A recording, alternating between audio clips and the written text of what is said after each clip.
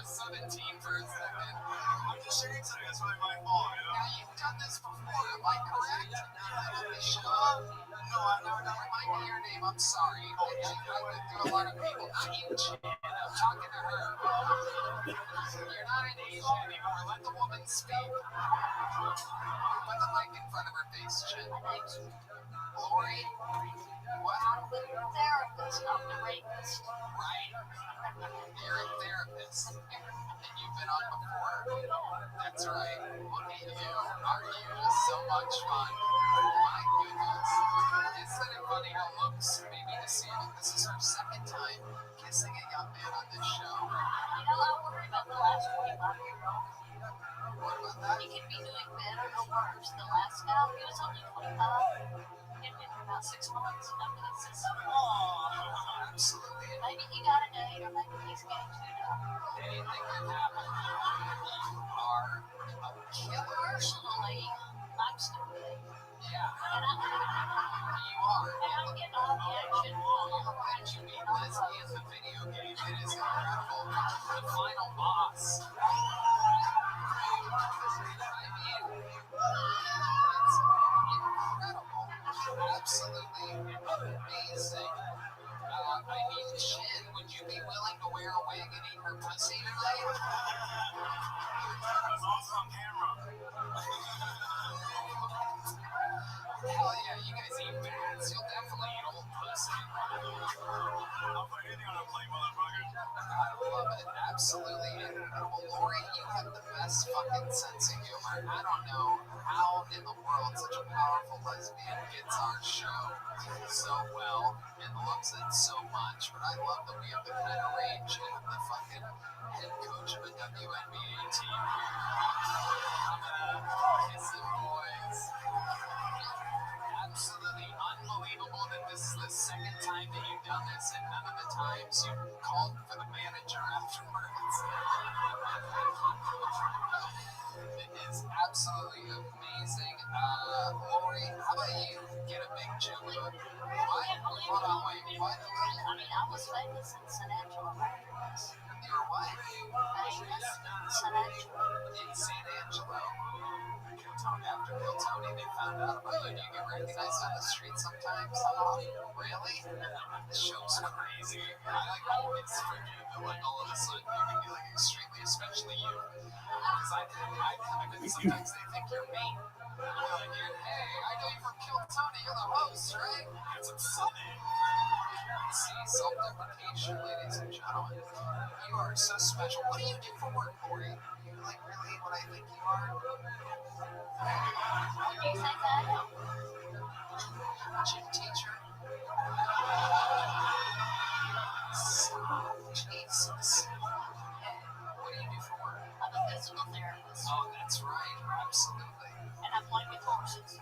Oh, you do play with And people trust me with their children. absolutely incredible. Wow. Amazing. You're actually pretty hot for an old dyke, you know that? Here's a big joke book. That's for you. I love you. Lori, you're a fucking legend. How about a hand for Lori, ladies and gentlemen? Jen, I'm looking up you do the secret show. 5 minutes on the secret show. You want to do the secret show on Thursday? You want to do the secret show? This guy's fucking all of his blunts to his top.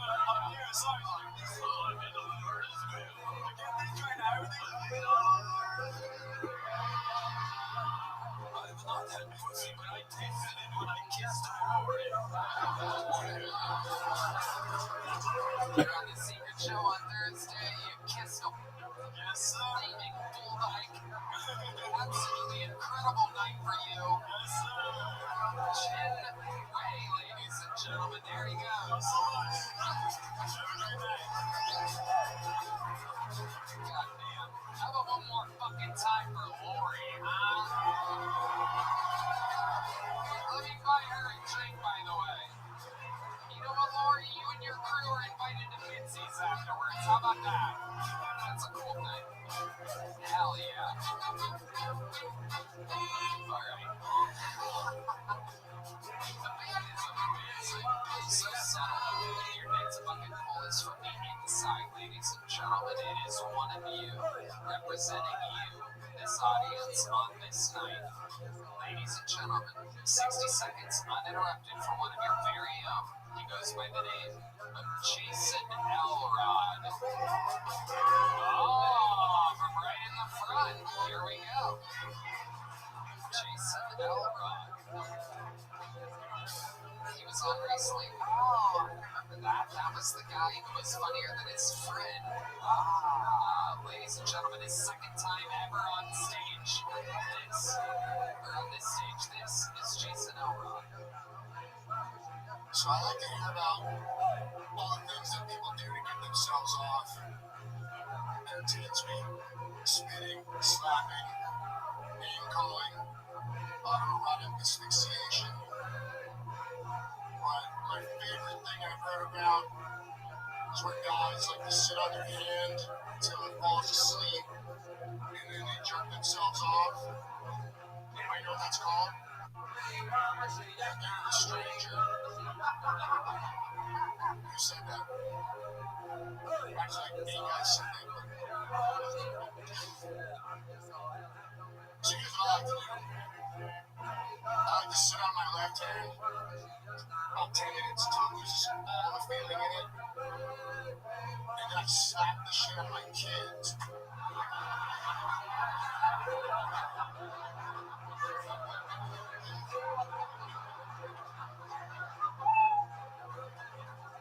And it feels like another parent is doing it. I call that the stick note. It's a good joke in its time, but like the new take on it. Alright, another remix of the Stranger joke that we've heard a couple times before on the show, but it's okay. Everybody's gotta do it. So how many times have you done stand-up? Let's find out about your actual life. Let's ignore the set and just move on to a rock solid interview here, Jason. How many times I've been doing it for about 10 months-ish. So, see, my voice was weird last time, too. You sound like somebody. I'm just gonna keep asking you questions while I figure out who you sound like. Since the last time you were on, is there anything in the interview portion that you realized that would be interesting to bring up in the interview portion of the show? By your entire life, really, if you reference anything at this point. Well, you didn't ask me what the most interesting thing about me was, and my pre-planned answer before was that I delivered my son via water birth, like, girl. Wow, the poor man's birth. My goodness. So water or was it Mountain Dew? It seems incredible. We ran a hose from the shower to the bedroom to an inflatable tub. Oh my God. And the thing is, it was February, and the tub water got cold eventually, so I had to, like, hail buckets of water out the fucking window, and then run new hot water in, like, every hour or This is so. the most white trash childbirth I've ever heard of in my entire life. Did you give the kid a white trash name, boy or girl? It's Hunter. Alright. It's a hunter, so is it a boy or a girl? I got you. Okay. So you had a boy, it's Hunter. Is that your only kid? No, I have a daughter as well. How old are these kids? Daughter's 16, and my daughter Ava is 11. Wow. And they're in school. You can hold them in school. Are they making bombs in the woods right now?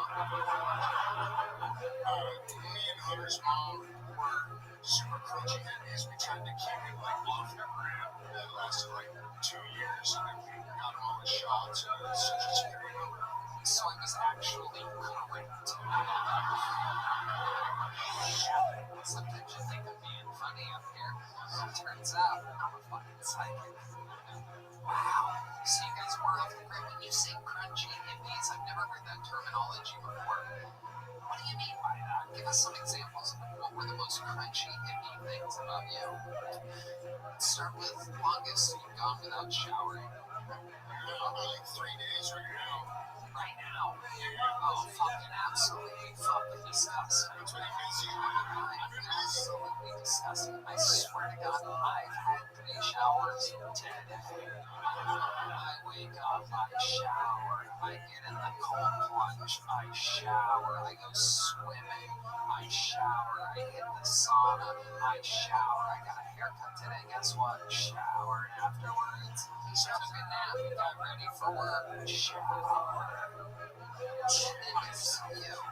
Red Man shits himself. I give his little contribution to Red Man, ladies and a little footnote, if you will. It's a co-author.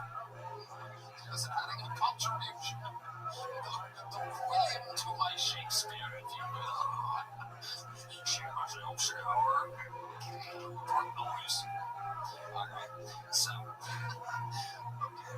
We've gone 3 days right now. Why can I always want? Let me just really talk to you for a second. Because I've always wondered, do people not like showers as much as I do? Is it something in my genetics? Because my mom always had this thing where she always told me the one thing, never take for granted is a nice hot shower. So I'm thinking about maybe she instilled that in me, maybe she raised me. Not OCD, because I just love it. It's not like a thing. I go into the shower, it's like, oh god, I feel so fucking good. You answer now. What the fuck is wrong with you? How can I not? Do you not find it unbelievably enjoyable? No, I fucking love it. I've just been busy as fuck.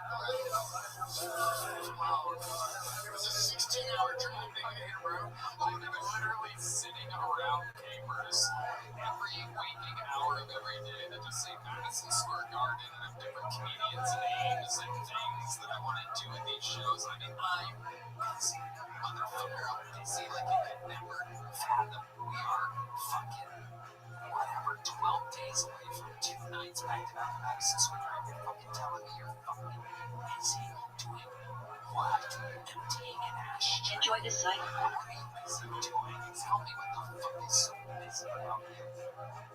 So I was setting up a podcast studio for actually Layla Eagles came up with my spot to do a podcast. Red Man called me for a titty fuck. The fuck is that? What are you talking about? So I stayed up late, setting up a podcast, and then the next day we had a roast show. And I think I got reprimanded from the bar for doing candy with some random guy. And then today I drove 16 hours to get here. I just didn't have time. You drove 16 hours to be here today? I drove about 12 hours from Nashville, where I did a pit stop with my sisters, 4 hours from Cincinnati to Nashville. You didn't want to shower at your sister's? It was late, and I didn't want to inconvenience them. And I think it's more of an inconvenience to sleep somewhere all stinky. I thought of that, but I was like, fuck it, I'm tired. Doesn't it make you sleep better if you feel clean? Yes, I had to make a decision. I need at least 4 hours of fucking sleep before I do it. You don't think 3 hours and 50 minutes of sleep with clean balls would have been better than what you have going on? The fucking baked potato you got down there?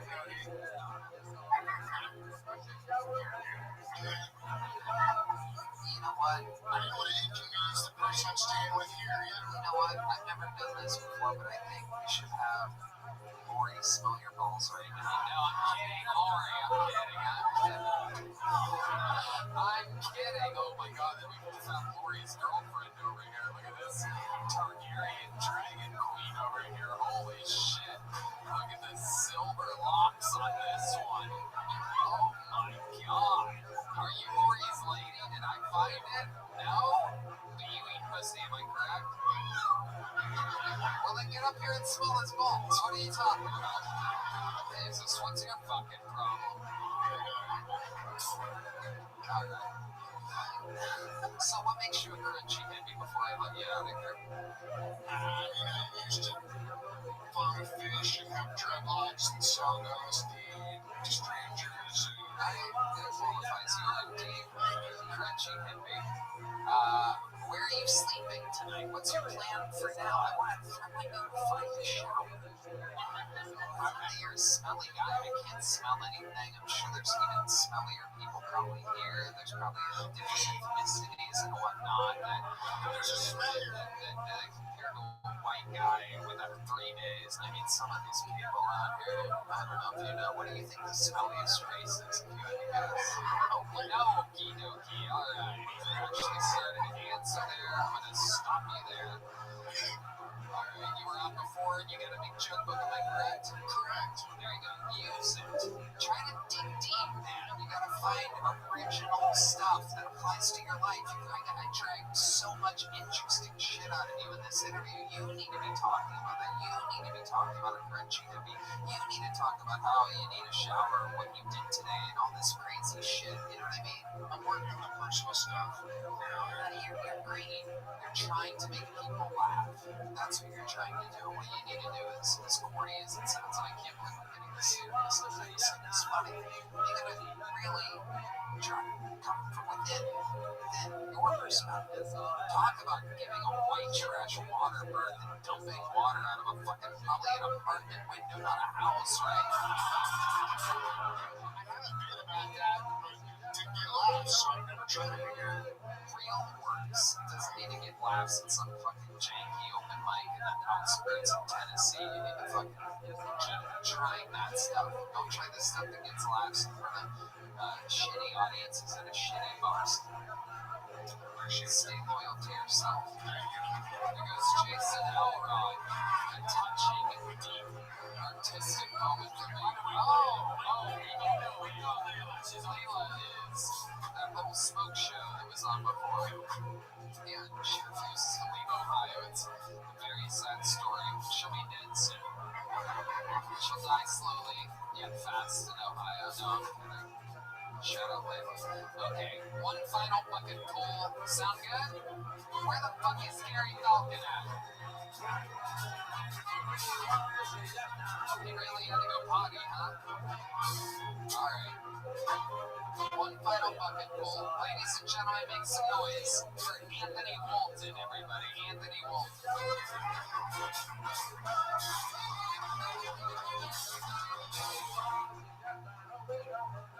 Howdy! Oh boy, I used to get bullied a lot. At home. Yeah, Mexicans are vicious, you know? They like to take your biggest insecurity and use it as your nickname. I was insecure about looking Asian, as most of you probably thought. They used to call me Chino, which just translates to Chinese. And then sing the song, Chino Chino Japonés, como que no me das.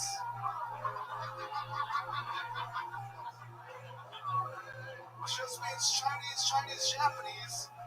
Eat shit, but don't give me any. That was fun to hear as a child, you know? First all my cousins would call me Chino, then the kids, then all the teachers, which people thought that was my real name. Which I guess makes more sense than Anthony. Fuck yeah. Anthony Walton. Amazing. So what ethnicity are you? Lord of the Chipmunks? White Mexican. White Mexican. Yes, but if I do this, I look pretty Asian. You do. Yeah. You do. Absolutely. What do you do for work? I do groundskeeping for apartments. Yeah, you're Mexican. That's what I do. You kind of, is that, say what you do for work again? Groundskeeping, like I just pick up like maintenance for apartments, which like a pro tip for Hey, Calvin, I'm hearing, what is that? Bobby, groundskeeping for apartments. It's kind of sounding weird to me tonight. That's what happens with my dad being white. It was like getting killed. R.I.P.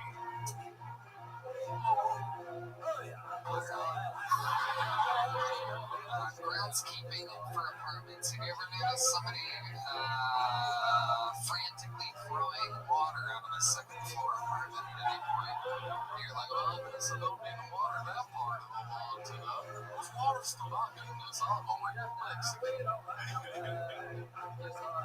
in my property, that is. Joe White here, the photographer, is he here tonight? If you can bring Joe up here. I want Joe White as a special treat for y'all. You're gonna get to meet. You sound like a 150-year-old white guy. I'm gonna introduce you to Joe White, ladies and gentlemen. Where's he at? I'm gonna get him up here. You're not gonna believe what he sounds like. Is Joe here? Is he coming? Where's he coming from? I was gonna sit here in my room. I can't believe it. Tony said he wanted me to come on the show, and I don't know why. I don't know what this could possibly mean or mean. I don't think I sound like a young Mexican boy. But it turns out, goddamn, in this instance, I did. What it sounded like. You're gonna love this. Here he comes, ladies and gentlemen. We had to get him out of his coffin. Truly, this guy, one of the oldest men on planet Earth, ladies and gentlemen. He's been our photographer ever since Vulcan Gas Company. Keep coming. I don't even know how to get on the damn stage. Shit. I've been shooting the pictures for so goddamn long. I've never even been on this stage before. This is all new to me. Do I have to empty my pockets too? I've been a goddamn photographer. Oh, shit. Say anything to the microphone, Joe. Actually, I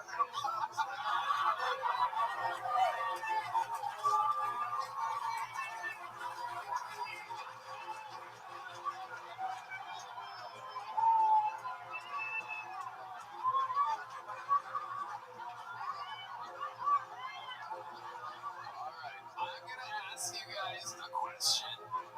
You're going to answer first, and then you're going to answer second. And we're gonna see exactly how alike you guys sound. So, oh boy. So, alright, here is the question.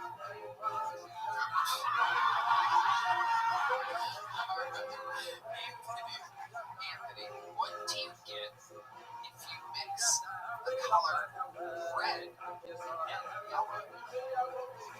red, yellow, and some brown. How do you get orange?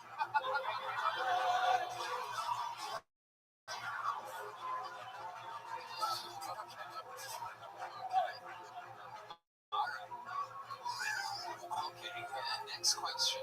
What is the first verse of the national anthem? Don't help him, Joe. Joe, don't talk to him. You have to sing the national anthem. What would be the words of the song? You don't have to sing it. Just sing it. All right, Joe White. Oh, say,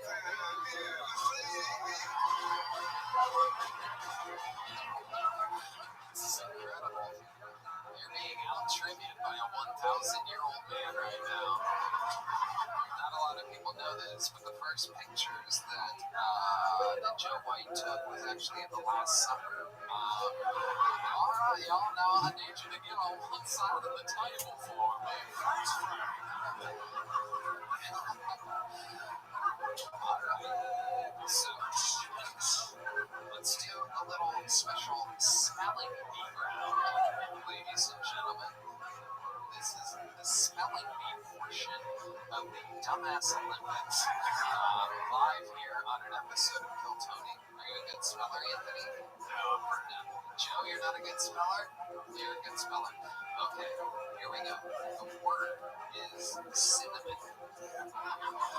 Anthony will go first with the word cinnamon. It is what I say.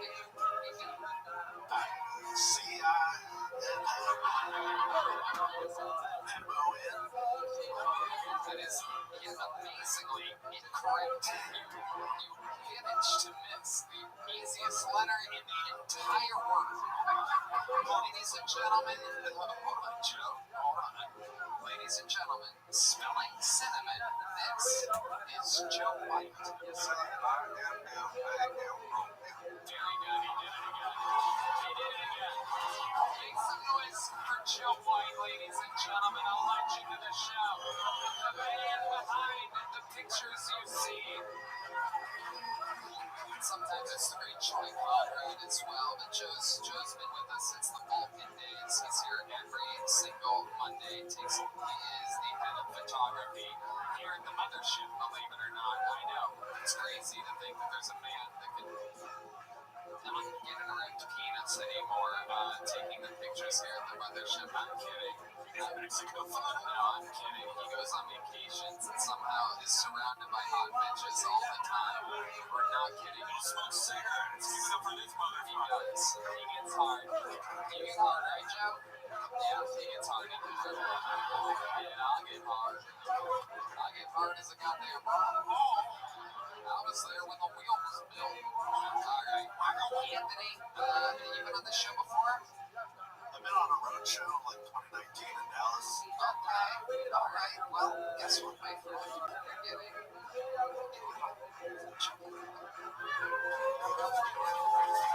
he goes. Ladies and gentlemen, Anthony Walton, everybody.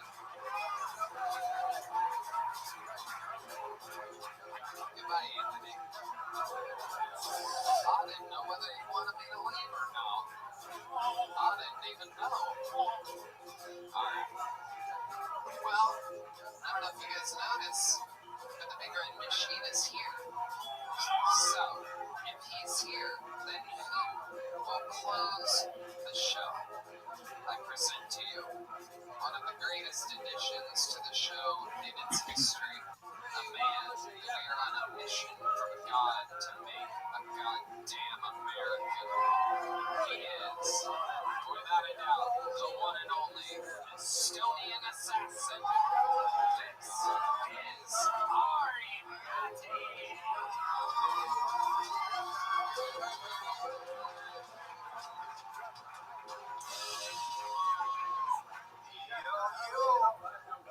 What's right like? I was walking home shit-faced the other day. I was walking home by Lady Bird Lake.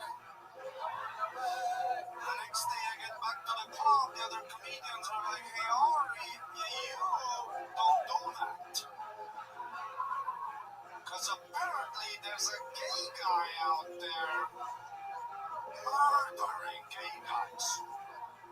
Now, I don't want to be homophobic, but ain't no gay guy gonna get me.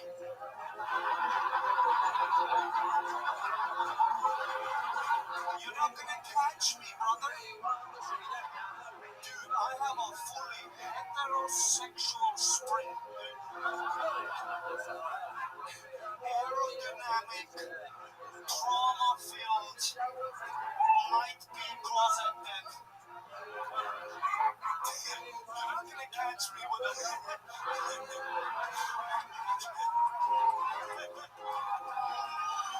So fucking good. Not gonna catch me with a... Ari Matti, ladies and gentlemen, the incredible, fantastic fucking new minute.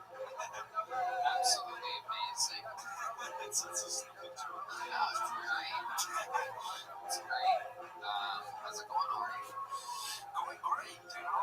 It's plenty of opportunities here. It's getting better and better. People are saying Estonian assassin. I don't think that's good for immigration. Have a nickname. Is it the girl, the cougar, the one that he kissed last time too? Wait, was it Laura? Oh, I remember my angel. Yeah. My angel. Wonder Mama Liz. Those are big old tits, my tits. Gonzalez knows what's up. Hell yeah. Tits ever heard them in talking? What are tits? What are those? Yeah, they're gross. Ew, you mean those flashbacks? I'm not even into those. Alright. I have huge balls that you will know. Tiny dick, huge balls. huge bowls. I love bowls of ice cream, bowls of I love it, Ari. What else is going on in the world? I don't know, just that's the hardest part about the interview. That like Hans Kim is buying AR-15s and shit. Cam is buying cars, hanging out with chicks, dude. I'm just chilling and being happy. I love it. William, you've been closing the show for years. I think Ari is a wonderful pleasure. It's been a wonderful pleasure for me to get to know him. We gotta start riding bicycles together. My dad got into pussy, Tony. I gotta start doing it with you. We gotta start biking. But I think he's wonderful in comedy. He's a breath of fresh air. I love you so much. And he really is when he says he's hanging out with some chicks. Oh my gosh, y'all should see his fucking ass at the Mitzi's place after. These different girls, they're all like actresses from Romania or wherever you're from, Estonia. I'm kidding, yes, they're all from It seems like he's doing good. Keep it up. You're doing great. Yeah, I have my Estonian angels that sometimes come and visit, Amazing. I love Estonian girls because, they're, American girls are all like, I think, Right. Right. Estonian girls are honest about what they want. They don't know shit, dude. I love a girl that's fucking retarded. I want to truly get to the pussy, you know what I'm saying?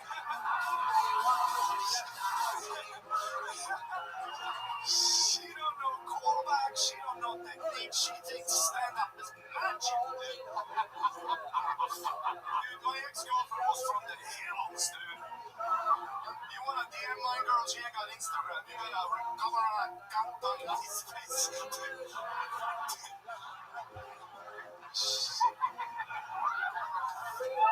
Fuck these new age. Oh, I have a right, fuck. So fucking funny. Absolutely amazing. Well, Ari, I'm very excited about your Estonian ascent to the mountaintop. Yeah, it's crazy. In real time, I know a lot that's going on behind the scenes and right down the road, right around the corner. It's a crazy ride, dude. It is amazing to watch a star actually go from a stranger in Estonia to a full-blown, global superstar. And it's so deserved. You're so funny. You're so hilarious on stage and all around. And It's in Estonia, it's great. there you go. It's a little gift from the Tourism Association of Estonia. I love it. Did you guys have fun tonight? The Johnny from Ryan G. Belt is in. It is absolutely incredible. It is indeed William Montgomery and Gary Falcon. It is amazing. RyanGBelt.com and check that out. Perhaps by the print. How about one more time for Gary Falcon, everybody? Get to make it back. He's on the potty still. Gary wanted you to go watch Nick Swartzen's new special, Make Joke from Face. It's on YouTube.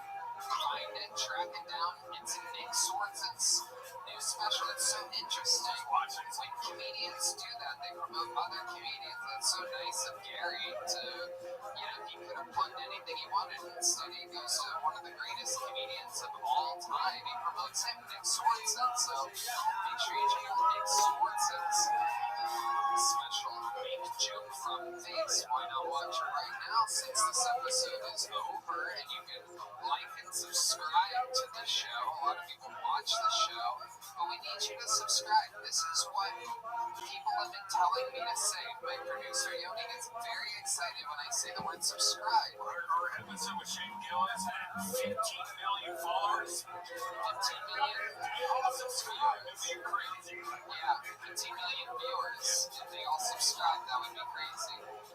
How about a hand for the big blue machine, William Lights Out Montgomery. The cranberry from Canberra. The Sicilian from Saskatchewan.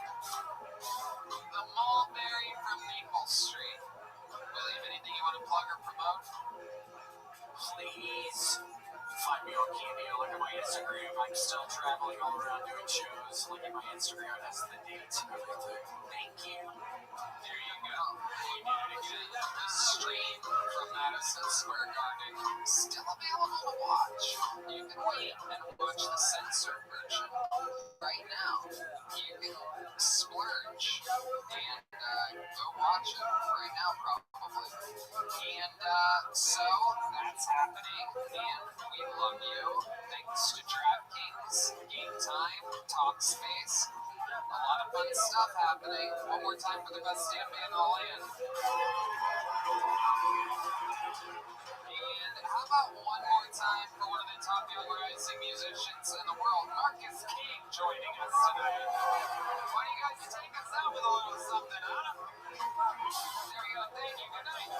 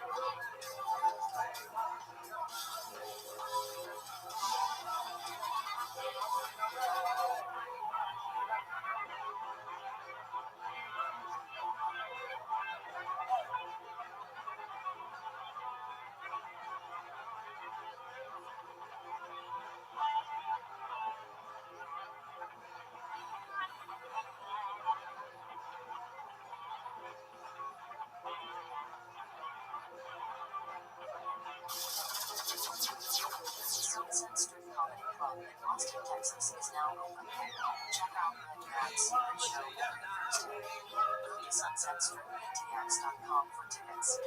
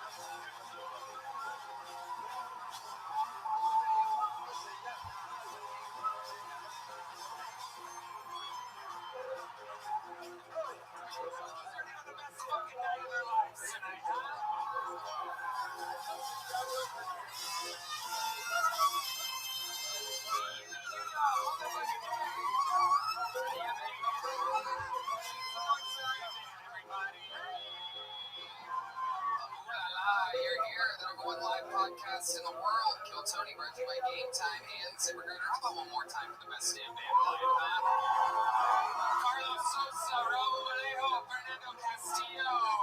They are the Curvine Horns. They are here live in the flesh. I'm going to hand with the great Michael Gonzalez on the drums.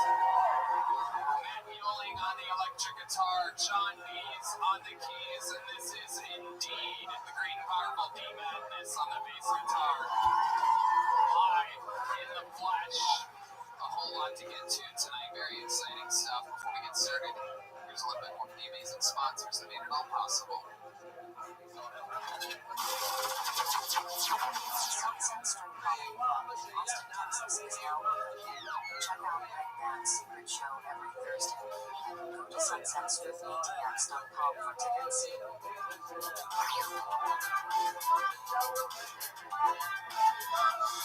You guys ready to start tonight's show or what? Every single week, I have two of the funniest comedians in the world on the show. These two guys literally have the two newest specials out right now. The newest special on Amazon, the newest special on Netflix. Make some noise for two of the best in the world. Sam Morril and Chad Daniels. Yes.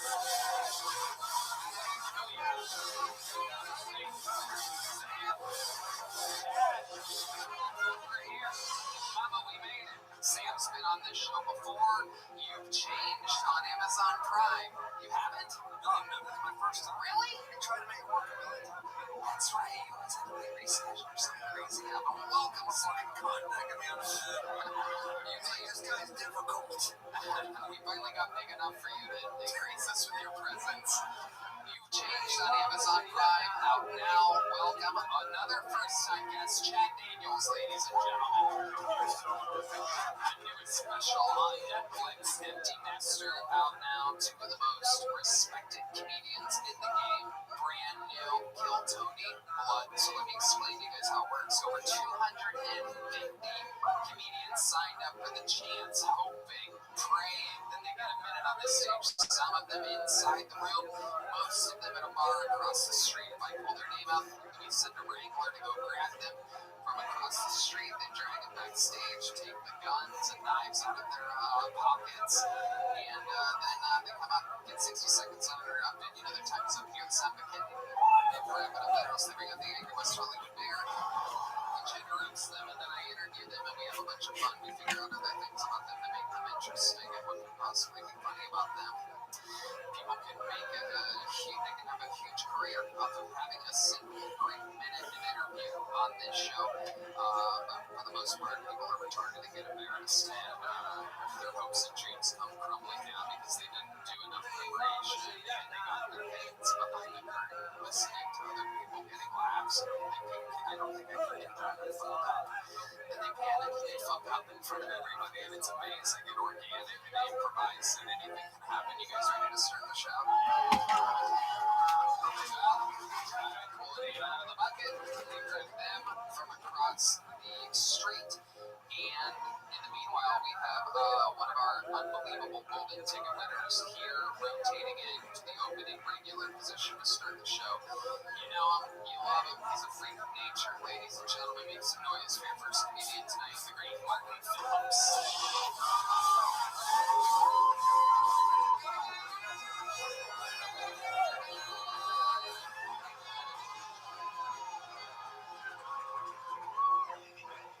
What's up, man? Come on, man. Like he said, my name is Martin. You might recognize me from my TV show, Martin. As you can see, a lot has changed over the years. I can still say the N-word. That's a joke. That's a joke. Just to clarify that. Anyway, when I was in college, I did a class on the Vietnam War. There was a little guy in the class who served in Vietnam. I was like, man, after that, easy, right? I wasn't aware of this extra credit opportunity, you know? It was like serving a war and I had to take advance about it. Paying attention, man. Okay, cool.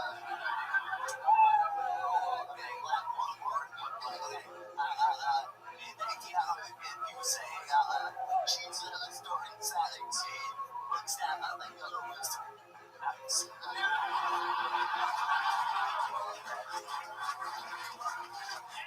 yeah. Martin Phillips always hits. Always another super strong minute. Chad, this is your first time seeing Martin, right? Yes.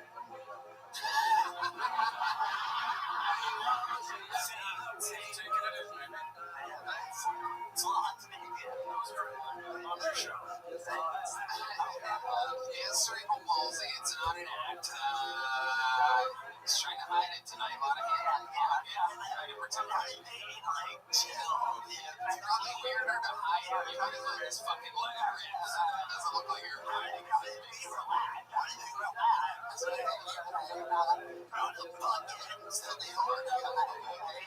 at him go. He's like one of those car dealership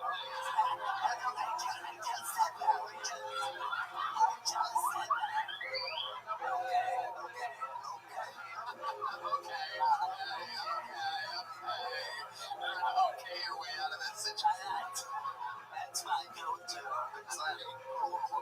love it. Hands back in the pockets. You're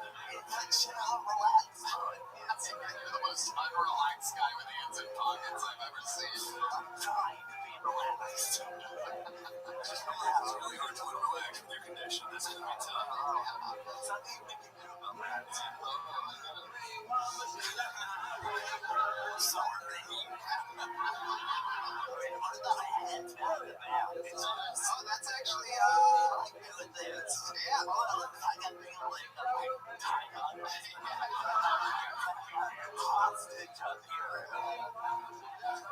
We love you, Martin. How's life been going? It's good. It's cool, you know. Been trying to look around for shows. Yeah, been in Florida, hot as shit. Being genetics, hot as shit. I want to go somewhere cool. Yeah, does the heat affect your condition at all? No, it just sucks. It's just hot, you know. I don't think it does. Chad, you were driving around to shows? I was full of go fuck yourself. I fucking hate them. Anyone who says that is a fucking piece of shit. It's 2024 really did self-driving cars and big pressing buttons on your self-driving car. I could say it's not that big, it's not that monumental, but I can drive it. However, I will say, if I have money, another license, like a pilot license, or a motorcycle, that would be pretty concerning. I can have one. I think a car's okay. I gotta say, a car's still fucking concerning. Okay. You wanna take a ride, buddy? I don't want to fight you. I like you. I just asked a fucking yes or no question. I think it's like a big ass question to people ask that. It's a weird question to ask you if you drive a fucking car. There is something I can, because I thought you asked what I that's like very cognizant. I don't have a real question, but it's kind of like you. It's like certain anything you want to go on. The people who are really old, time stairs is like, do you like that? So much shit. To be fair, I didn't walk up to you on the street and go, hey man, do you drive cars? You fucking said, I was driving around. Which means I drive a car. I did drive a car. I would say somebody was driving. I just don't think it's that big of a I'm gonna keep it. You're fired up. I like this. I just think, I don't know, you shouldn't. I don't think it's that big of a deal. Well, I have good news for you. You just won a brand new Harley Davidson. The great people at Harley Davidson, you have a motorcycle now. Not self-driving, but because you had such a fucking attitude about how good a driver you are, you're gonna have to figure it out, Mr. Able-bodied guy. That thing's temporary vehicle holds out the same as a car. Also, doesn't have training wheels. You for it. I think it's a drug I can't balance. They should make motorcycle training wheels. They do. They do? They do. What is that what you have? No. So you've seen the ones with the wheels on the side. It's almost like two wheels in the back and a wheel in the front. They call them like fenders or like you ever thought about that? I haven't seen them because I haven't thought about that. You ever thought about just riding dirty out there, electric tricycle or something? We'll see. I'll never try riding. Everybody stop what you're doing. Everybody stop. Everybody stop what you're doing. Everybody stop. Hello. Hello, Tony. Thank you for bestowing your time upon us. How are you, big dog? I'm feeling same. I'm still sick, so yeah, but I feel like 1% better. Okay. 1% is that? So what? How many percent are you total? Total, I'm like 10%. Like normal, so I need 98%. Okay. Did that guy connect with you? No, He didn't connect with me either, but you know how it is. It could be a few days. I was thinking you was mad at me, so you said fuck Tony. I've never said that. I've never been mad at you in my entire life. Why do you? Because last time we spoke, we are not ended good terms. No. No, I know exactly what you're saying. No, I'm not mad at all at you. I understand you were very tired and you were sick, and I was asking you to do something you didn't want to do. I completely understand. I was actually quite appreciative that before you left, you said, like, apologies, I gotta go. Like, I just want you to know that. I know you were. It was like late where you were, so don't think that I'm mad at all. No, you're fine. Okay.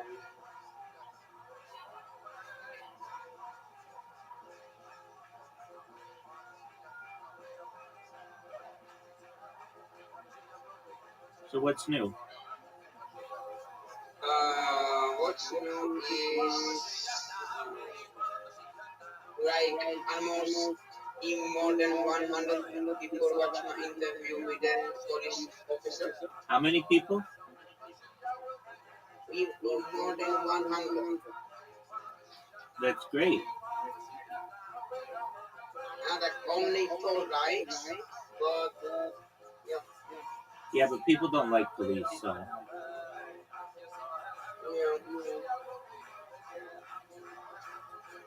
And also, they may have watched it, but it wasn't in English, so they didn't. They like just moved on because they didn't know what it was, so they didn't know what to like or not.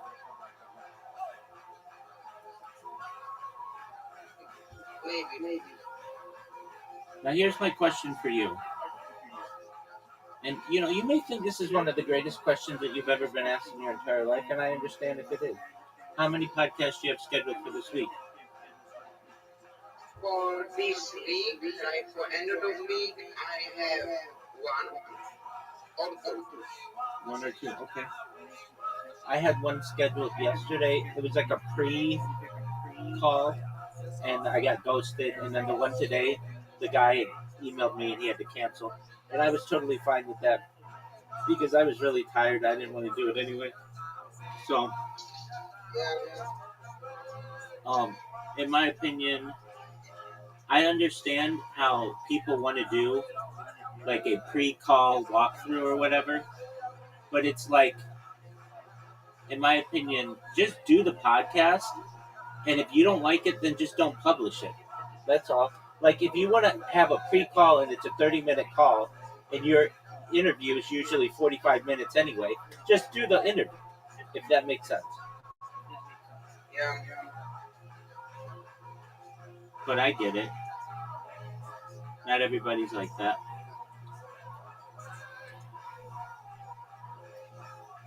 All right. But you should see. I lost my phone yesterday. You lost your phone. Did you find it? somebody else find it and they give it to me. You are very fortunate. You know that, right? Yeah, Because you would have been in trouble without your phone. yeah, big Big, big, big. trouble. Do you have your phone backed up? Yeah, When's the last time you backed up your phone? this is my first time. Okay, but you backed it up already today? Yes, Good for you. yes. Good for good for I did Okay. the same time. Okay, good for you. Yes. Good for you, Tony. All right, Tony. Are you ready? Let's do the thing that we were gonna do the last time we talked about. It'll be good for you. And then right now I am going to my grandma because we are going to take some many pictures. So right after that, Okay.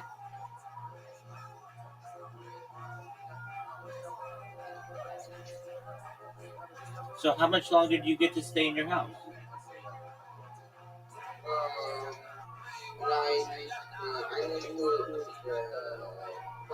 pack up my things, and my dad is very busy of times. So yeah, What do you mean?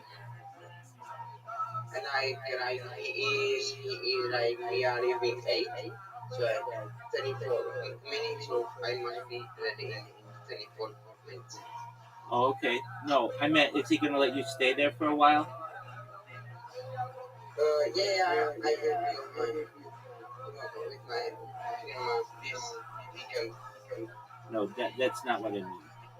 I mean, your dad's not kicking you out. No, it's no more vision. No, not about your grandma. Just in general. Last week he wanted to kick you out. No, I am safe. Okay. What changed? I think I don't know. Okay. Did you work any days this week?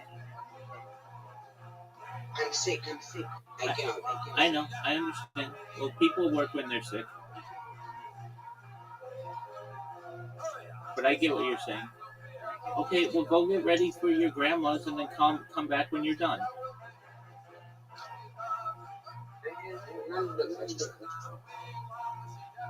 What's up? What's up? What's your question, big man? My question is that oh my god, that's question is are you more famous right now?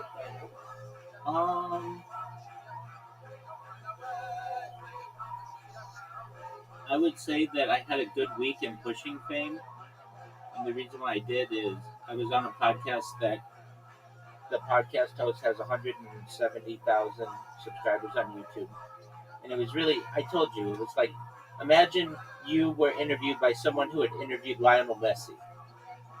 You would be like, wow, I'm on a pretty big stage, and the podcast that we did should get maybe anywhere between like 10 and 30,000 views over the course of a month or so. So that's good.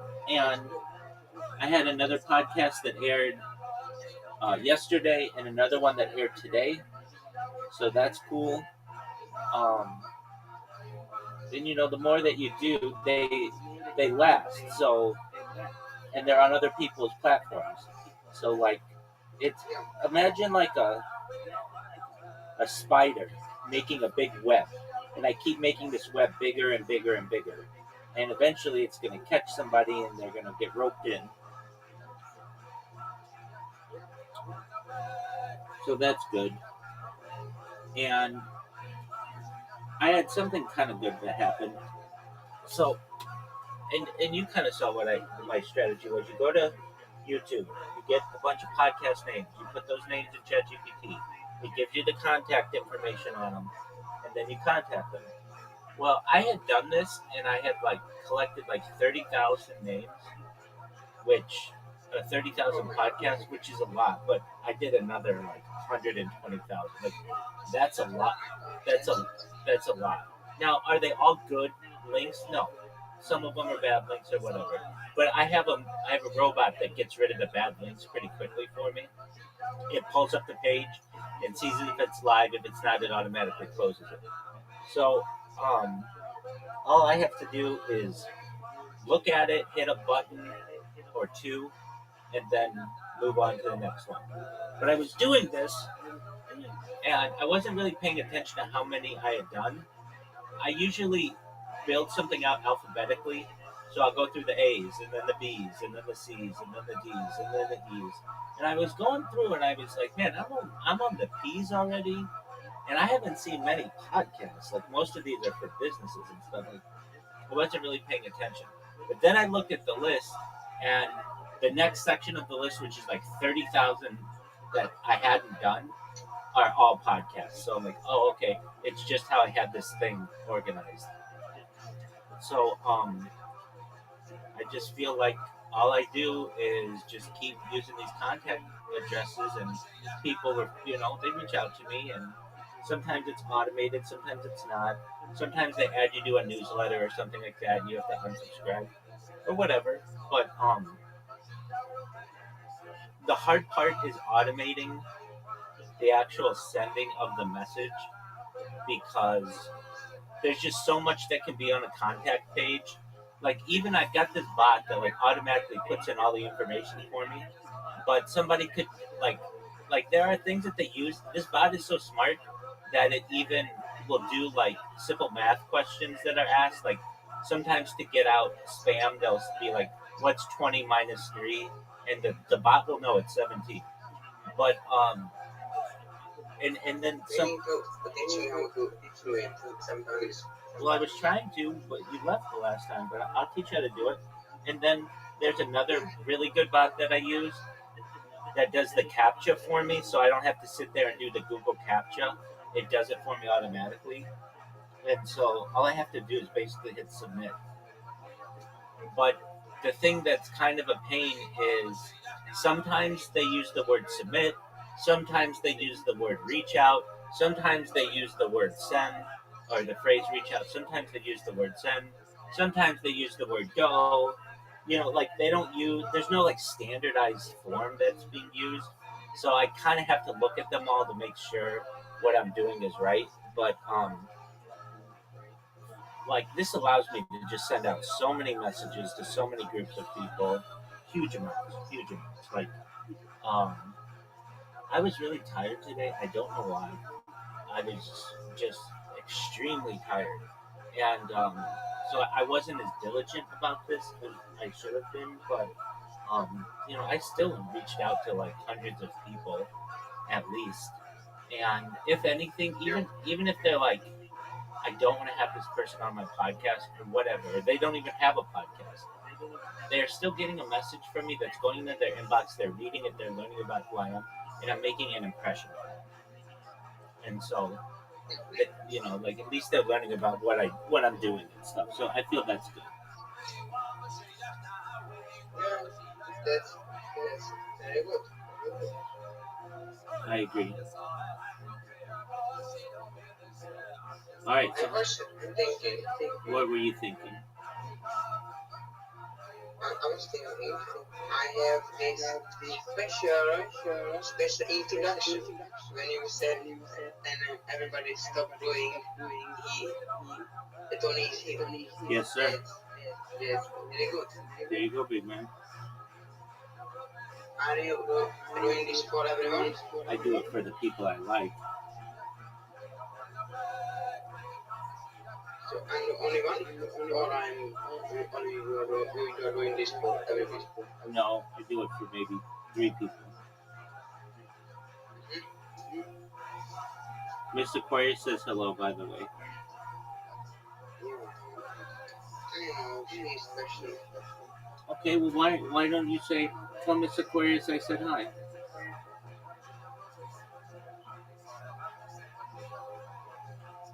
She's not here. She's mute.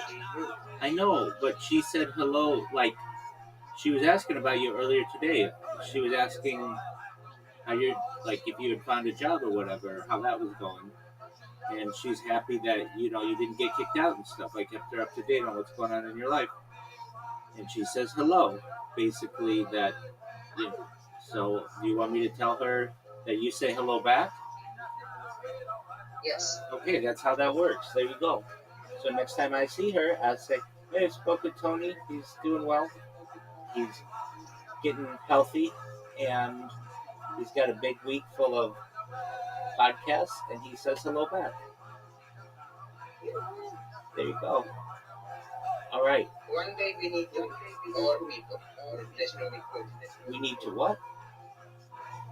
We need to meet, like I meet you and you. Okay. This will good. Okay. Do you know Zoot? That's that our best comedian. Yeah. You should have him on your podcast someday. If he wants, I don't know if he wants. Yeah, he might not want, but if he does, then that's another person you can have on. And Reverend Andrew would be on your podcast as well. He would do it. But these are people you don't have to have on, but if you can't find anybody else, I can give you other people. Yeah. Why are you Why are you always so sad? I'm not sad. But you think I'm sad? You're always so sad. You're like, yes. I'm not. Okay. All right. I believe you. I am. Yeah, see, I told you. I knew you were. Like I told you, you would be the guy who would discover a gold mine, and people would be like, Tony, this is such an amazing discovery. You found a gold mine, and you'd be like, yeah, but it could have been a diamond mine.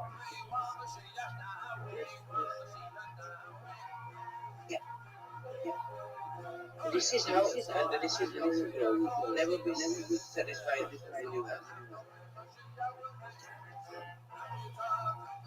You can be happy though, because if you're not happy, you'll never be happy.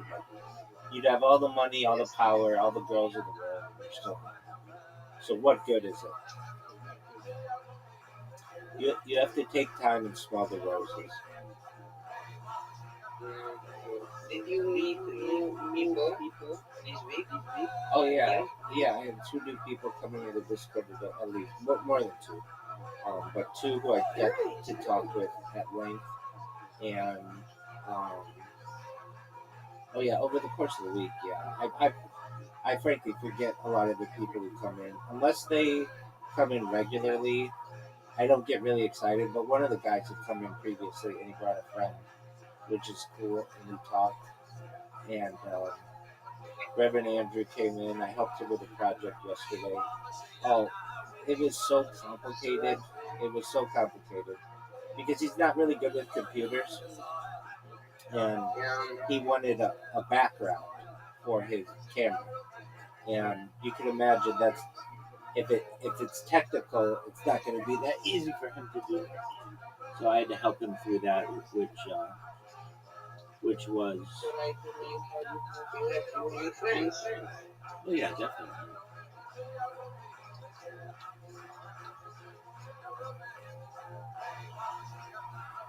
That's very beautiful. I think it is very beautiful too.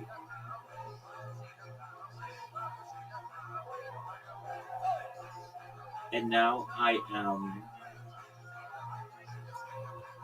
just sending podcasters, going to their page, filling out their contact us page. You need a website, and you need a contact us page. And you could just set up a free website. It doesn't have to be paid until you have the money to do it.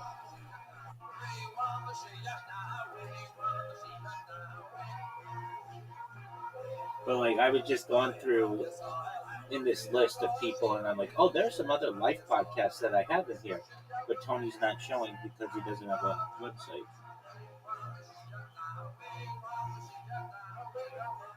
Tony's muted, folks.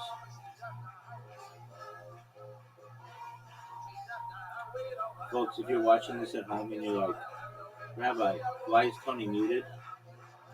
I don't know. And I don't think anybody knows.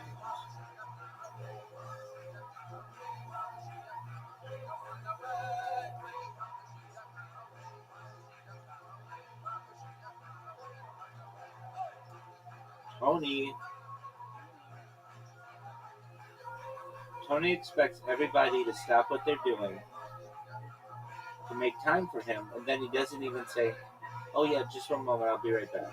He just goes and does his own thing. Which is cool if you're Miss Aquarius, and it's cool if you're Brandon, because they spend a lot of time in here. But if you're Tony, he doesn't spend enough time in here. I was in the middle of a conversation with you, big dog. I was talking to my family in my photo Okay. with my family. Okay, are you gonna wear a suit and tie? No, Why not? because this is not required. Okay, but why wouldn't you want to look as nice as you can look?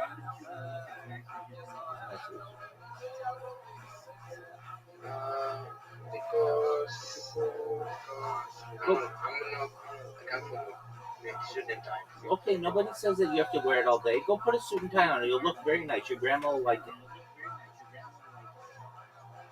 We're gonna see. So I will go and talk to you after. Okay. Okay. Best wishes, big dog. I spent at your funeral for sure. You always go, I wonder what would have happened. The eulogy. Jesus gonna look down and be like, cool.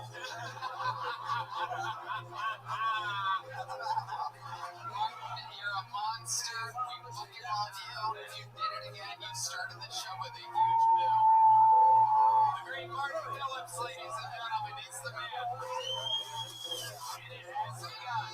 Into the fucking we go, ladies and gentlemen. It's first chickens wild. Anything can happen. 60 seconds uninterrupted for your first fucking pull of the night. Jack Corner, everybody. Here we go. Oh shit. There's another one.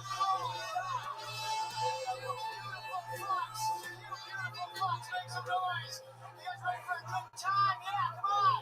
Yeah. Oh man, who's partying? Who likes drugs? Yeah, drugs. Yeah.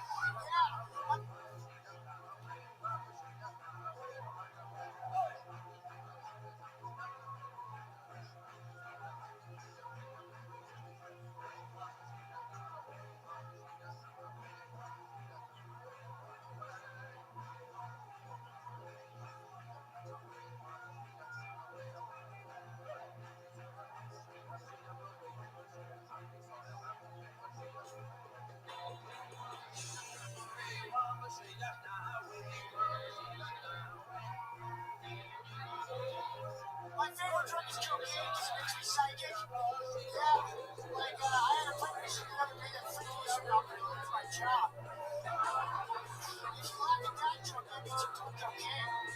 How do I know? Because I'm psychic. Oh man, guys, I was joking about that, but I have been to prison and been in the house. The hard part about being incarcerated was explaining to everyone that the teardrop tattoos were actually semen drops. No, guys, I'm sorry I was a little cringe. I'm going through a hard time right now. I just got out of a long-term relationship with my soulmate, Larry. Cut this off with a little spoon. The big spoon was America's little beautiful. Fuck, man, this just crap. What's up? What's it not? Not a party crowd. What the fuck? What the fuck's going on? Anyway, no, okay. I see it, bro. Okay, straight to your own home there, alright. Pretty baby.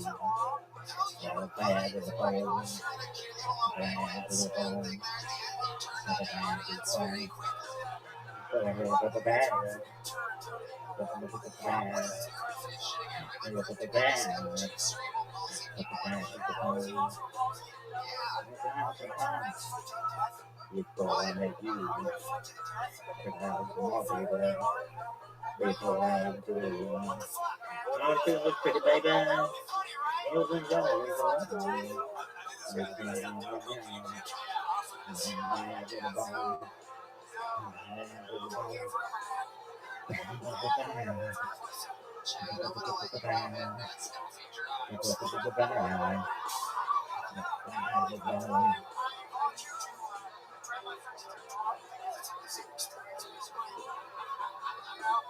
drunk driving simulation, you know?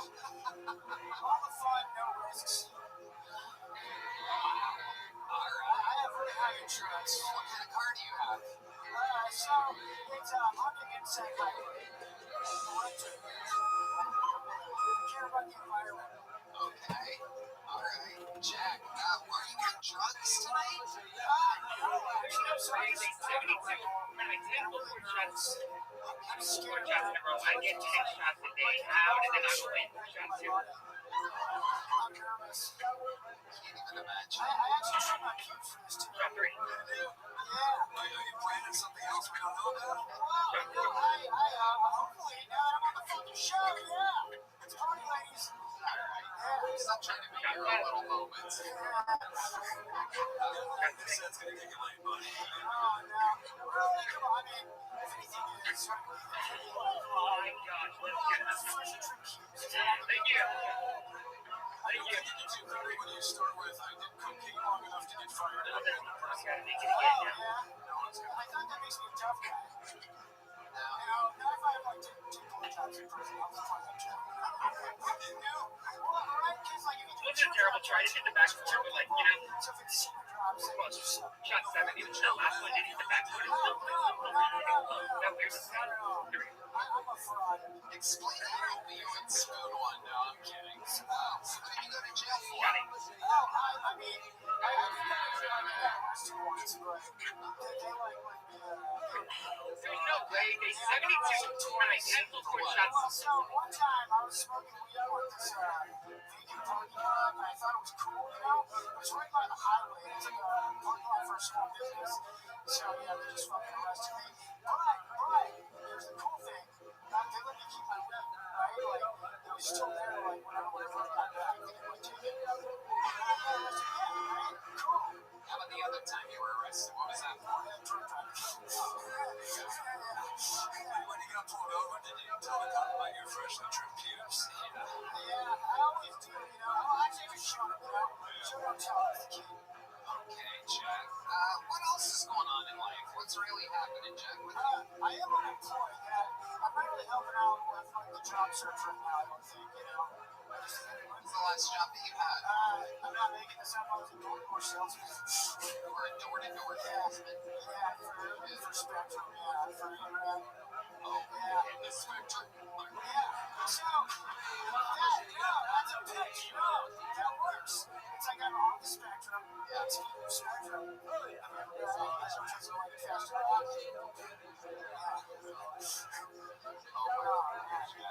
So how's comedy been going? What have you been doing with your career? I did 2 shows this last month. This last week I was kind of lazy. I only had 3 mics, which I feel kind of bad about. The one was 15 minutes. No, way better. I should get famous too. Come on. Famous? Yeah, you're right, yeah. You have the elements to be famous, but you have to follow through with the original material. Yeah, I feel like it's still like a picture I should have with one or something like that. I don't think you should chug Red Bulls before going on stage anymore. I think it affects your execution of everything. You've been on a few times. This is definitely the worst to do it. Yeah. Oh, wow. Yeah, every other time you've been on has been better. I mean, like, I'm the first one to go up there. Is that not part of it? No. There was literally a guy with your disease on before you crushing. Yeah, no, but that counts against you, right? Like, nobody else was CP. No. You literally have 5 more people with CP coming out. Wow. Okay. He was more ballsy than you, and he was far more cerebral as well. It is a full CP episode tonight. CP, either they have cerebral palsy or it's colored people. That's all we have throughout throughout the entire show. CP, Kill Tony. Or if he has to catch child pornography, Yeah, so Cockapoo is going to do 60 seconds today on the CP episode. Jack, you already have a big joke book? And you have a little joke book? You know? Well, guess what? Tonight's your lucky night. There you go. Brady misses the catch. That Red Bull, I'm telling you, there are negative effects to Red Bull. oh no, I'm sorry. Yeah, I should have done that. You're all right, man. Jack, we love you. We'll see you around town. There he goes. Jack, come here, everybody. I'll tell you, it's weird for me, like, when I'm, like, walking around downtown and stuff, and I run into guys like that after an appearance like that. It's like, they give me these excuses and stuff, like, man, I wish I would have done better. It's like, hey, well, dude, Red Bull, Jim, that's not an excuse. Yeah, Red Bull's a real excuse. Hello, everybody. This podcast is sponsored by ExpressVPN. Going online without ExpressVPN is like not close to the door when you use the bathroom. Even if you think you have nothing to hide, why give random creeps a chance to invade your privacy? Because all your traffic flows through their servers. Internet service providers, including mobile network providers, know every little website you visit. In the U.S., ISPs are legally allowed to sell that information to advertisers. ExpressVPN reroutes 100% of your traffic through secure encrypted servers, so your ISP can't see your browsing history. Man, I don't have to worry about it, Tom, because I love ExpressVPN. Gives you know it hides your IP addresses, making it extremely difficult for third parties to track your online activity. It's also easy to use. Just fire up the app and click one button to get protected. It works on all devices, phones, laptops, tablets, and more, so you can stay private on it. I use ExpressVPN when I travel because I need my data to be safe and secure when I'm exploring, logging onto different networks in different states makes hacking a real risk, so it's important to use ExpressVPN to protect your online privacy by visiting expressvpn.com/KillTony. That's EXPRESSVPN.com/KillTony. And you an extra 3 months free. ExpressVPN.com/KillTony.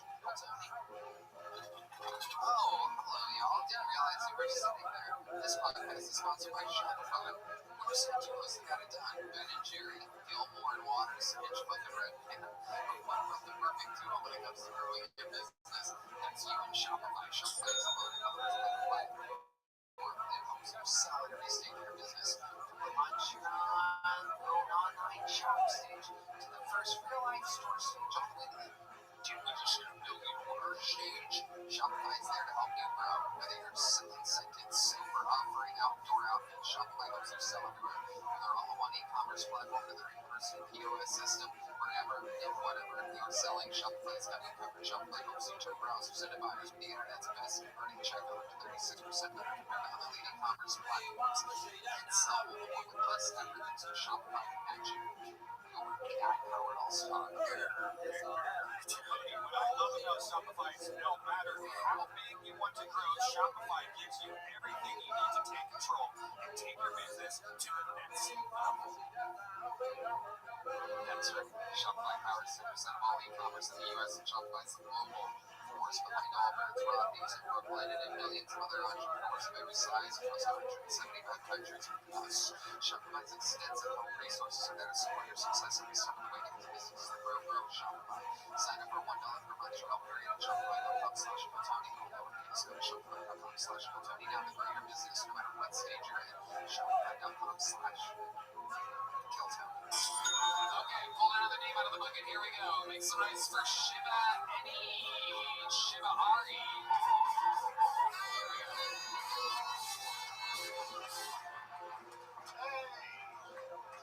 So I have cerebral palsy. I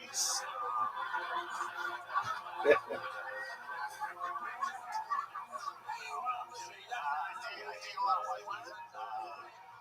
Yeah, it's pretty cool. I mainly do it because I think that's like the closest to free healthcare I'm ever gonna get. I mean, they're not buying me healthcare or anything. I just get to try out a lot of pills. Hopefully, I don't have depression. Hopefully, I don't have anxiety. Hopefully, I'm not pregnant. Yeah, that's the only way I have a white girl's name tattooed on my hand. I use crazy deal with the generation you read, not because I'm a creep, they're just the one generation that can't read cursive. So, I got this tattoo of my ex-fiance. I got this tattoo of my ex-fiance on my hand because actually, my ex-fiance actually died.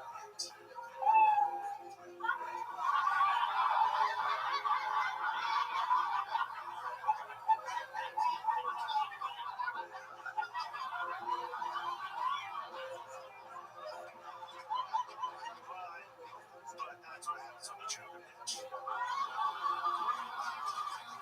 Shibari? Am I saying Yes, it? sir. Yes, sir. Shibari. Yes, sir. Shibari. Shiba. Shiba what? Shibari. Okay. Welcome. Shiba, you've been on the show before, correct? Yeah, the New Year's show. Yeah, live audience. From the New Year's show. Your audience. Yeah, there's like 4,000 people Yeah. on that one. How did that go? It was good. I also got moved. So, That happened. Did you see the guy you moved? I play guitar. Oh, Yeah. that's right. That's right. Yeah. Let's talk about it. If it was a sitar, I would have done better.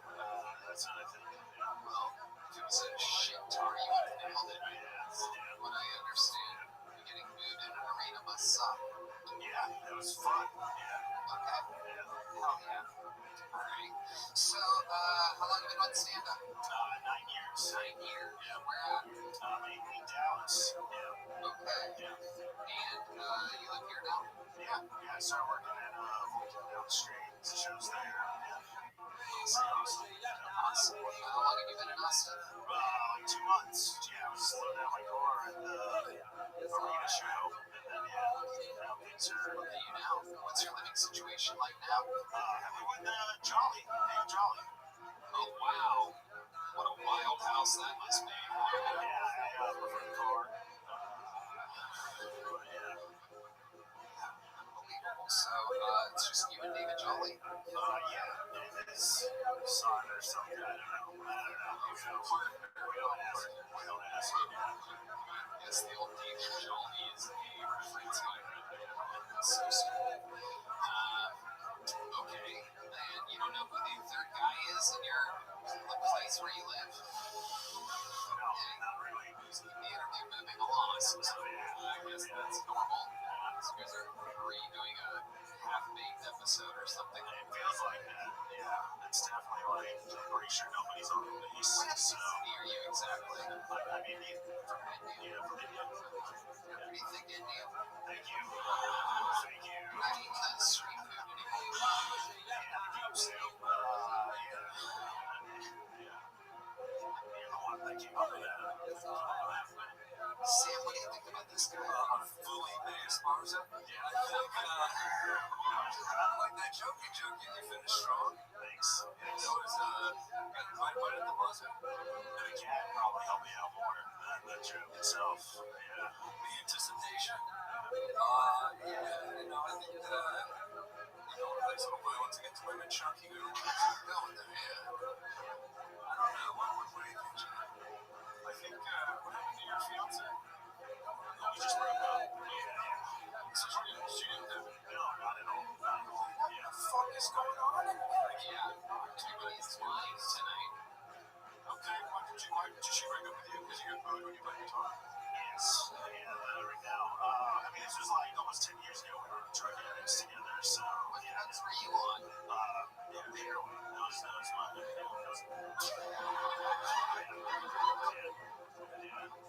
You were pretty fat for heroin, I gotta say. I'm not on it. I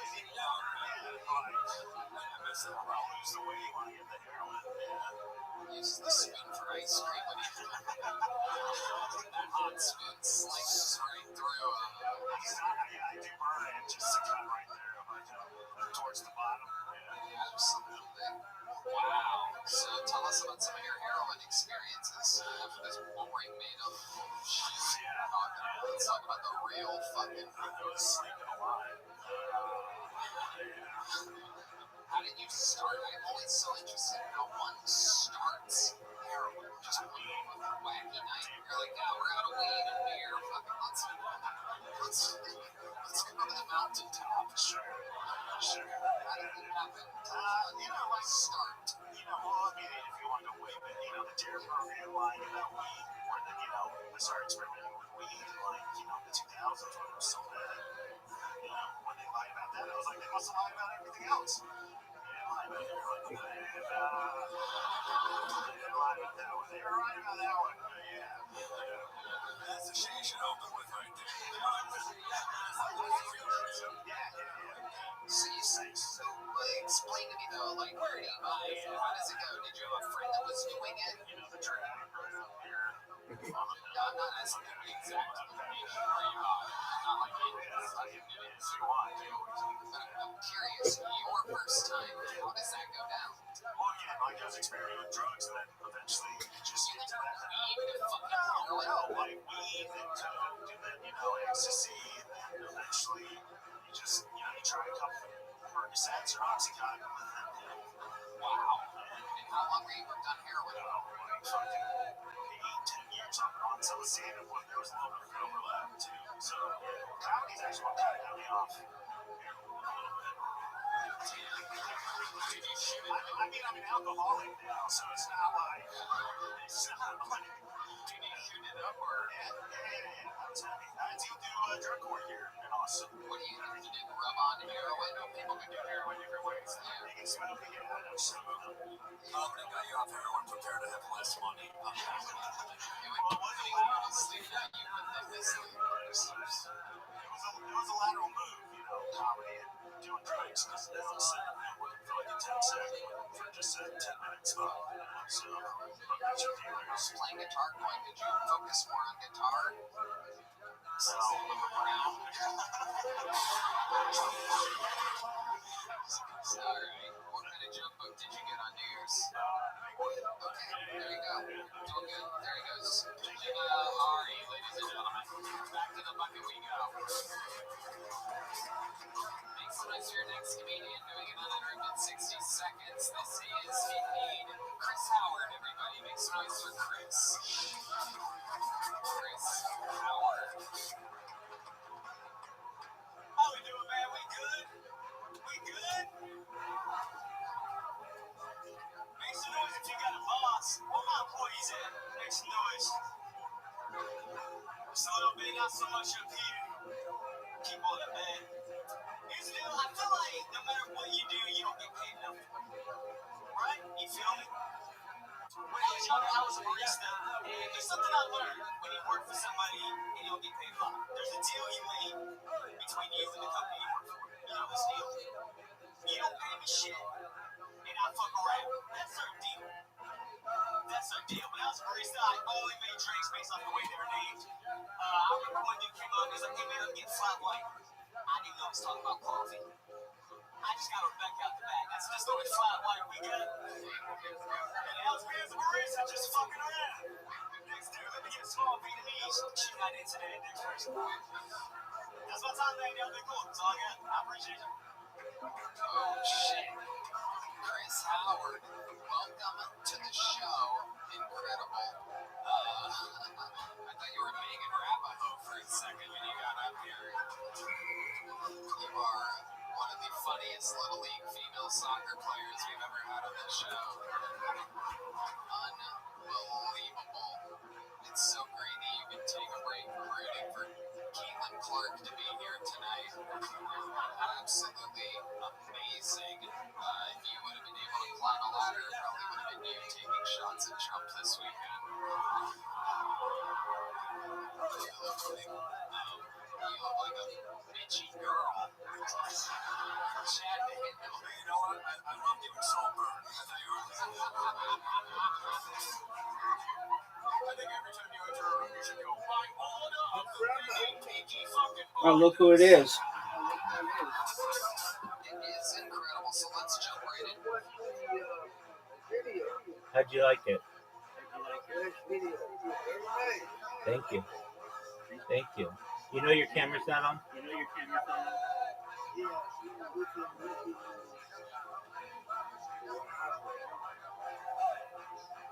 I appreciate your kind words, Reverend.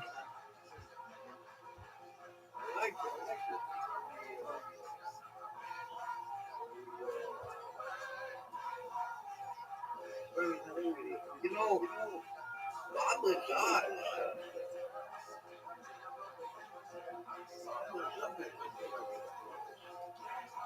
You know who Bob Lazar is?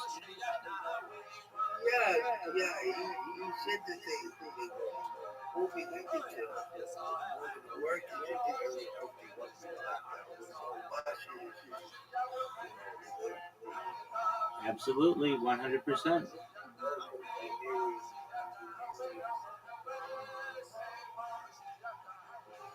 Crap from 1947. That's absolutely right at Roswell.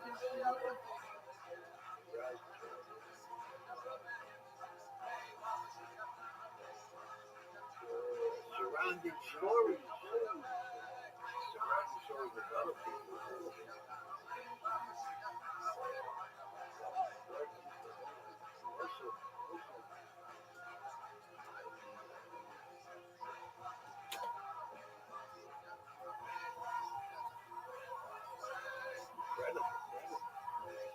That's true.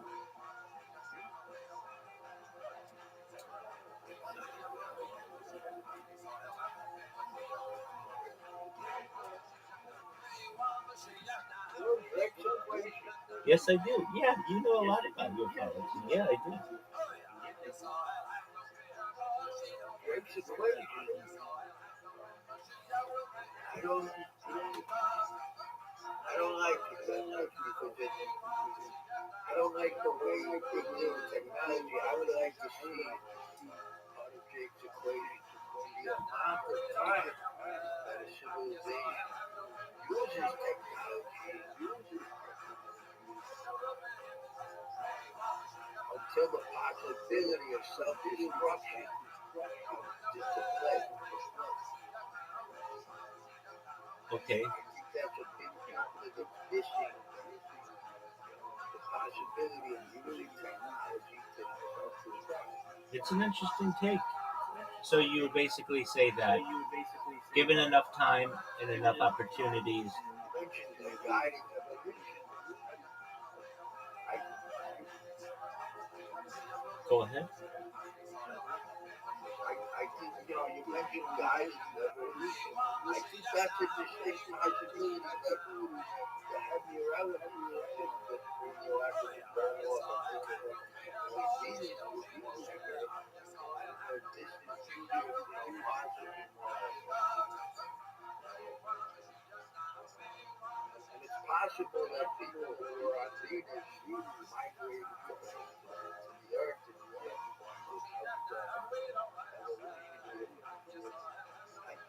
I think that the bigger issue should be, for general use, the difference between degeneration and regeneration.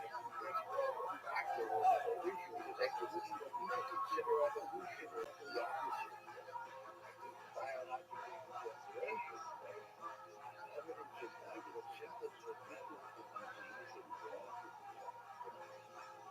and not see technology. I don't see technology as products of evolution. I should see it as technology.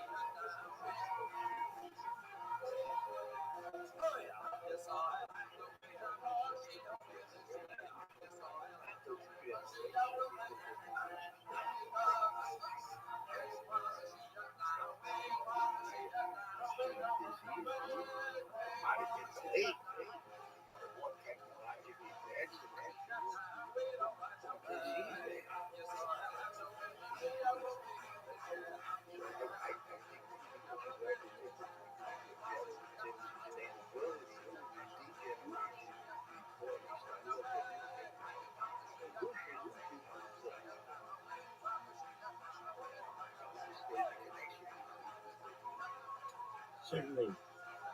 Okay, so you know your camera is on, but you've got just the OBS screen on, right? Yeah, I don't know where to look. Yeah, let's help you with that. Open up OBS.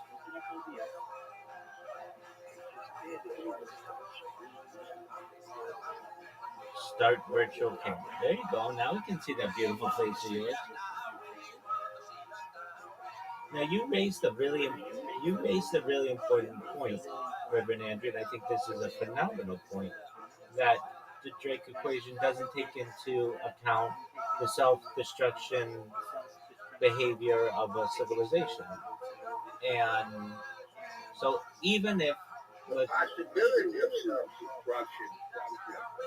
right, I understand. So even if we say 50%, which is potentially quite high, of all civilizations self-destruct, then the Drake equation would basically be whatever the total is divided by 2,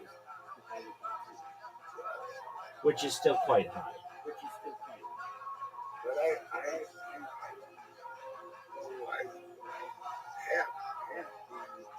see, time travels in a spiral. It doesn't travel in a straight line.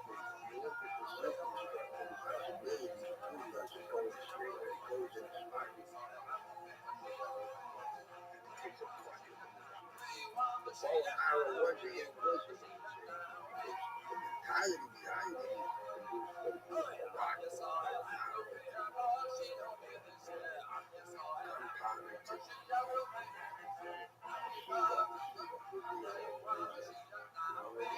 Yes, I'm listening to you. What's the evil impulse is there? That's the direction. It doesn't go in a straight line. It goes in a spiral. Okay, I understand what you're saying. You can turn it to spiral. You can turn it to spiral. Destructive possibility of so if that's not stopped, I mean, at what point would it stop itself? Or reverse? How did you get into ufology? Curiosity. Okay, but how? Like, all right. Okay.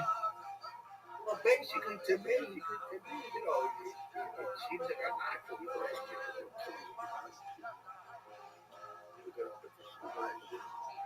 I agree.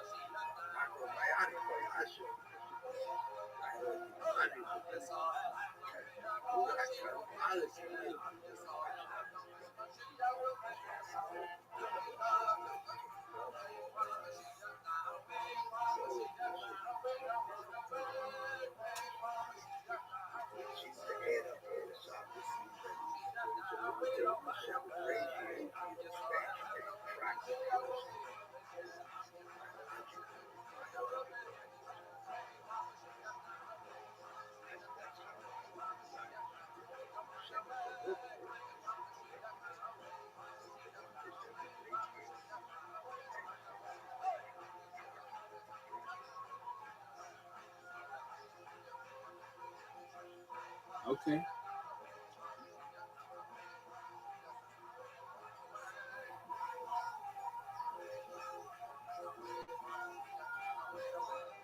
So did you watch the one that I sent today or the one that I sent previously?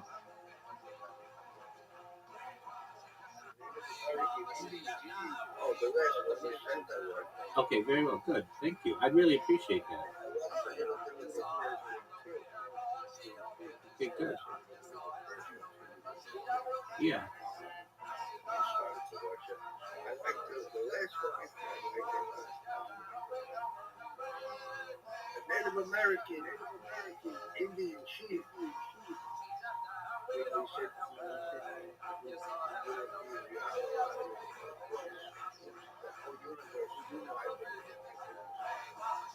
Right.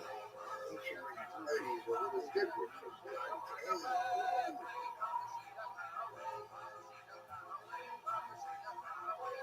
And in a way, you know, playing the theory because theory is the opposite of empirical evidence. It's not an infinity. It's not a eternity. It's finite. Instead, the other way around.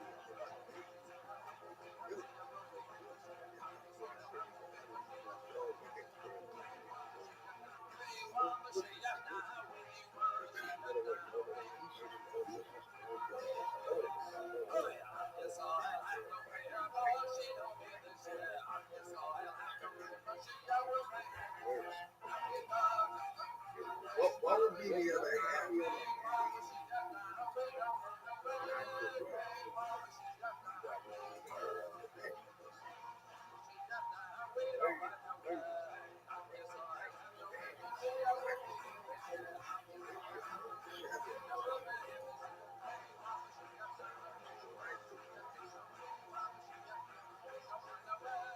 It seems like Darwin is based on survivability, not adaptability.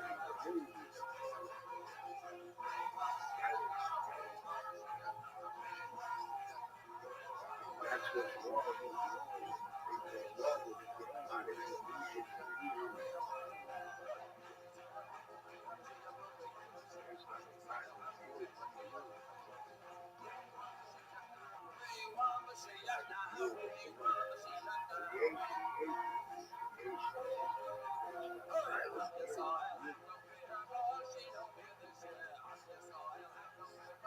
Is that how it works?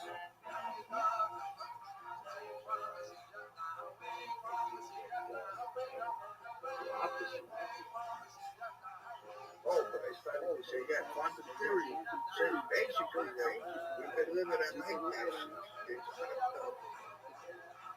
It's a bad trick, bad illusion. I believe we come up with to compensate for something or something else.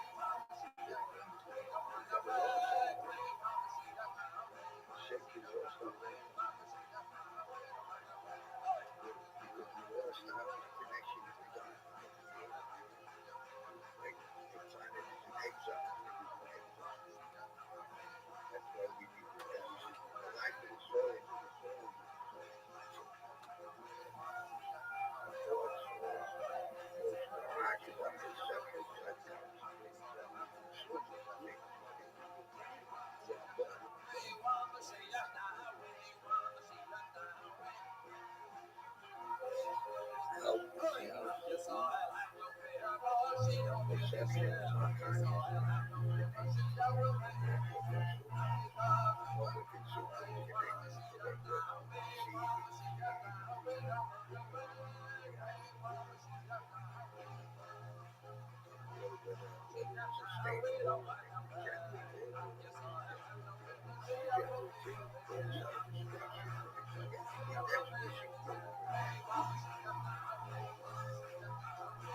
You look great with that background, my friend. Excellent. But here's my question for you. My next question for you. You know, this is always going to be my question for you. How many hours a day did you stream today? I'll wait.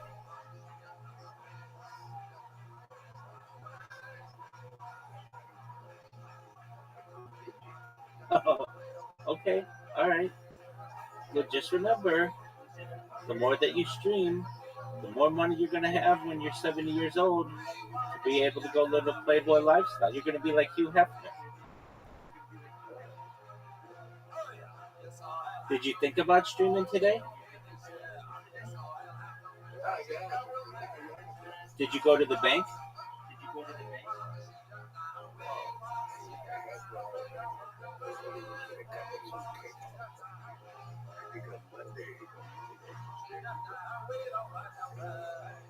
All right, best wishes with that.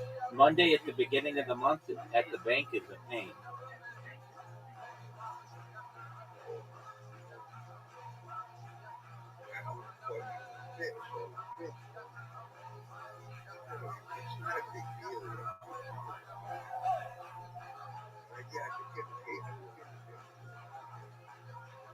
Okay, that's good. Hey, do you know?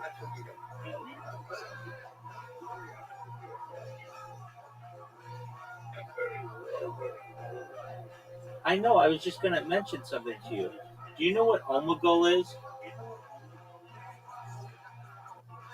Okay. So it's an app. You might hate it, but you might like it.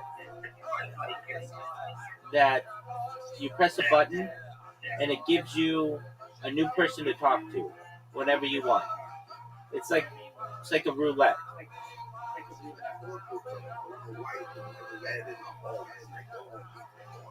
Okay, well, I mean, I'm giving you a way to do that, which is to stream.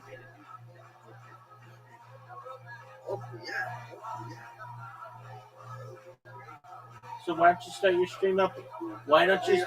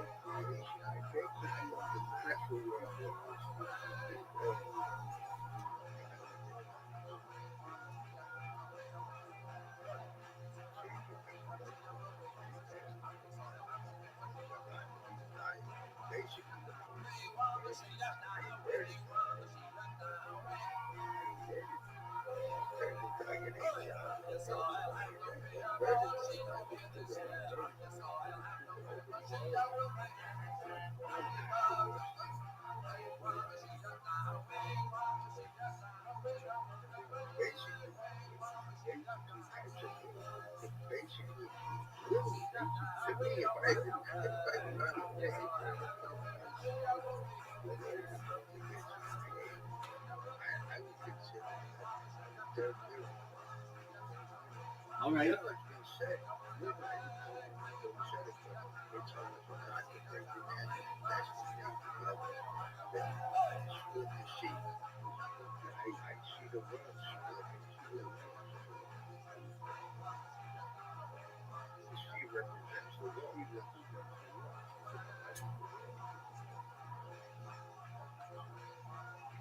I understand what you're saying.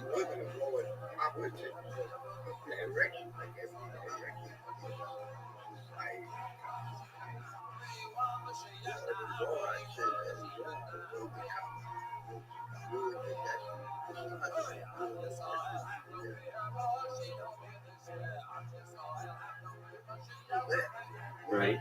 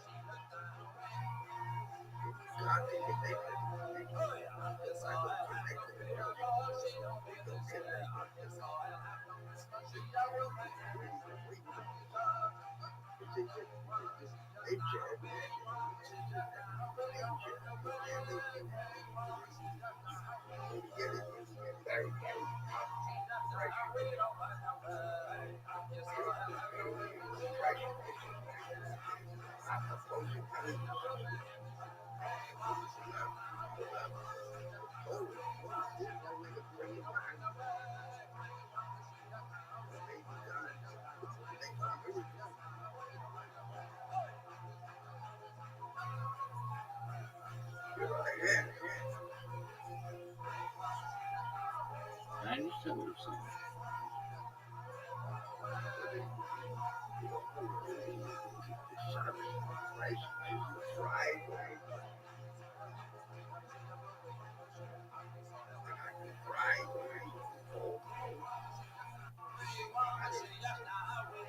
Really matters what I'm talking about.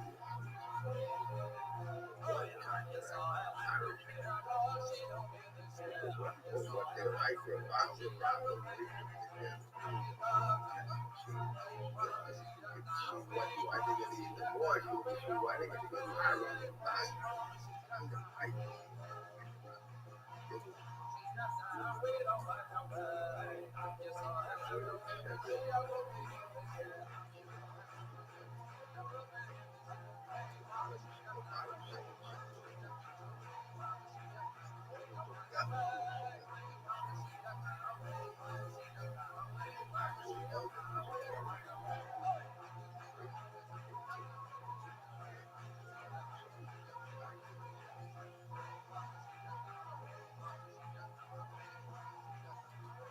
Who are your favorite stand-up comedians? Who are your favorite stand-up comedians? I really like Jackie Mason. Of course. So you like Borscht Belt? The Catskills? Cody Wilson. Sure. I do too. When I was young, I think he's the only comedian I like besides George. Pick him an honorary Jew.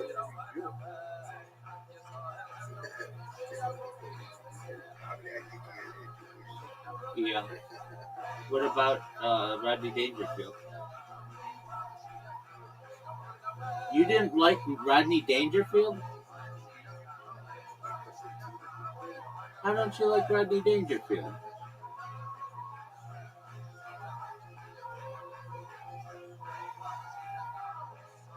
You don't think Rodney Dangerfield is funny?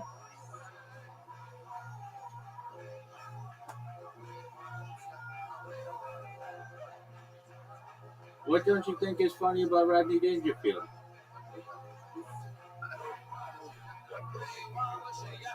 Yeah.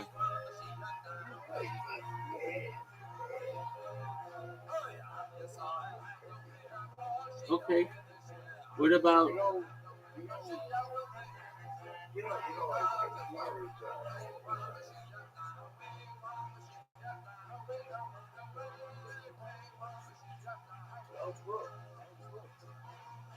okay.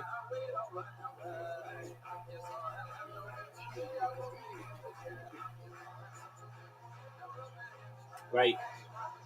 What, he turned 100 recently, right? Yeah. Yeah, he did. 20 more to go.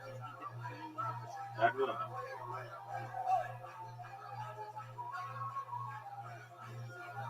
Okay, so what? Here's my question for you. When are you going to stream next?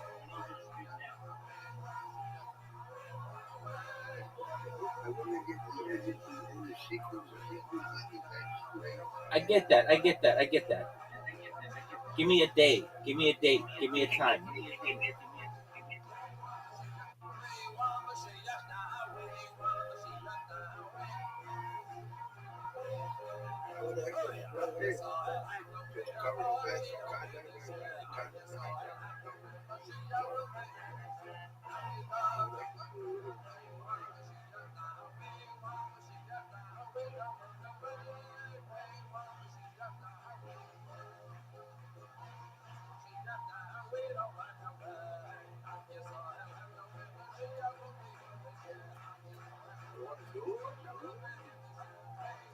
I'm doing it right now. You're live streaming on my stream right now.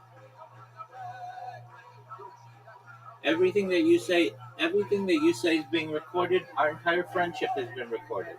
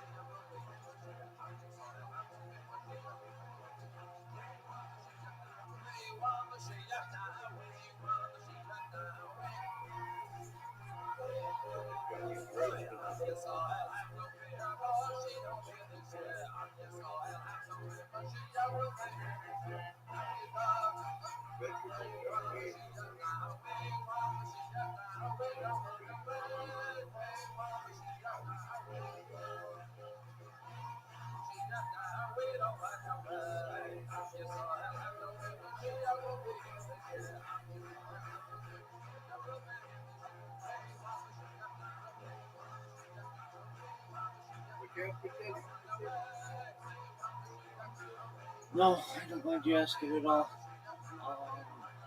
I had a late lunch, and then I had like meatballs and garlic bread and some challah and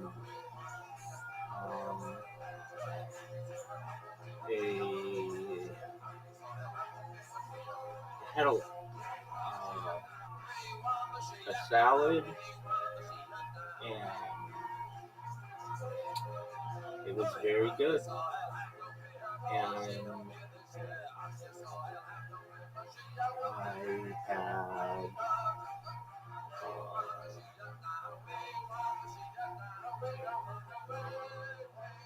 like a vegetable plate with like tomatoes and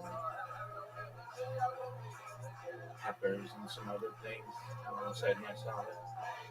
So it was good. How about you?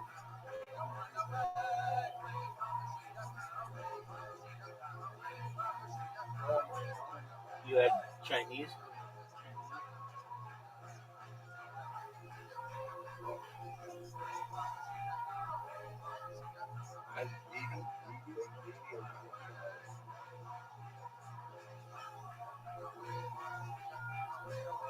That's good.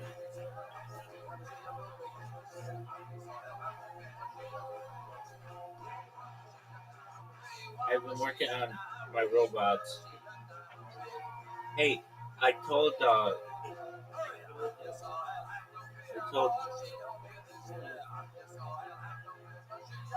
Tony, who was just in here, that he should interview you for his podcast. And he said he had a bunch of people lined up, but he said, okay, so we'll get you on your first podcast potentially, and you can talk his ear out.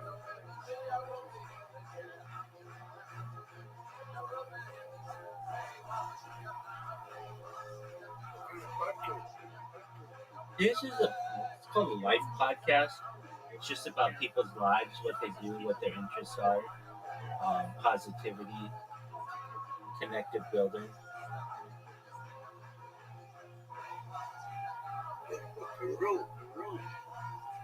Good for Peru?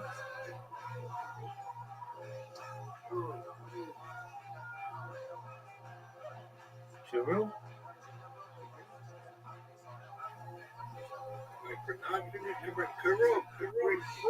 Oh, Kuro. Oh, yeah, absolutely.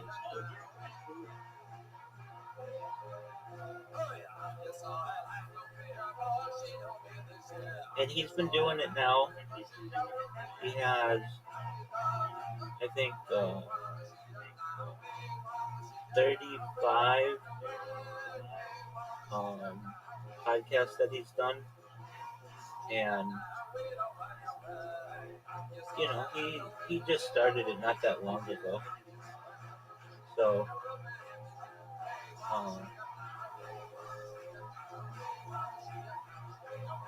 I would say that he he just turned 22, and I tell him the same thing that I tell you. If he does a podcast a day, he'll be a millionaire by age 30.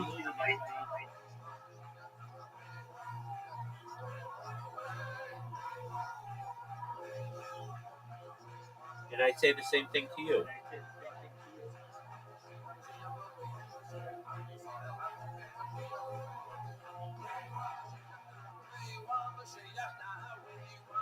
Everyone does podcasts. Hold on. Everyone who does podcasts consistently has shown that they will become a millionaire. It's a growing industry. Yeah. Joe Rogan is going to become a billionaire from doing it.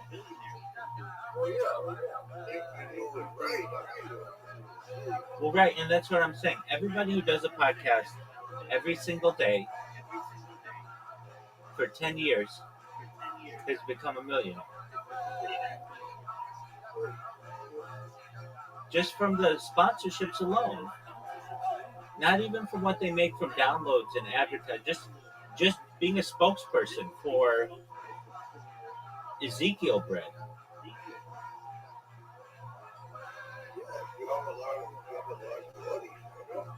Exactly.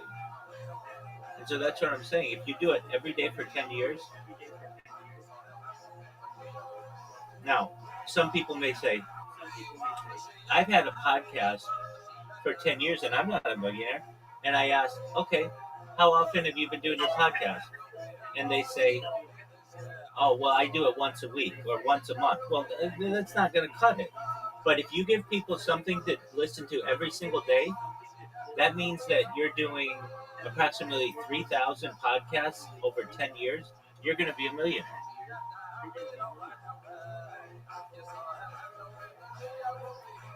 And you'll get better at podcasting. And you'll get better equipment. And you'll get a better studio. And you'll get better guests. And you'll improve. That's what happened to Joe Rogan. That's what happened to all these podcasts. When they start off, it's funny to watch because they're really simple. It's just a guy sitting in his room, sitting in his living room, sitting in a small studio, talking to somebody, and the years go by and you see they get improvements and they get guests and they get sponsorships and then they get ad revenue. And then all of a sudden they're making Joe Rogan just from his podcast, not even the endorsements he does, makes about $100 million a year from that thing. That's just with Spotify. That doesn't include in YouTube and all that other stuff.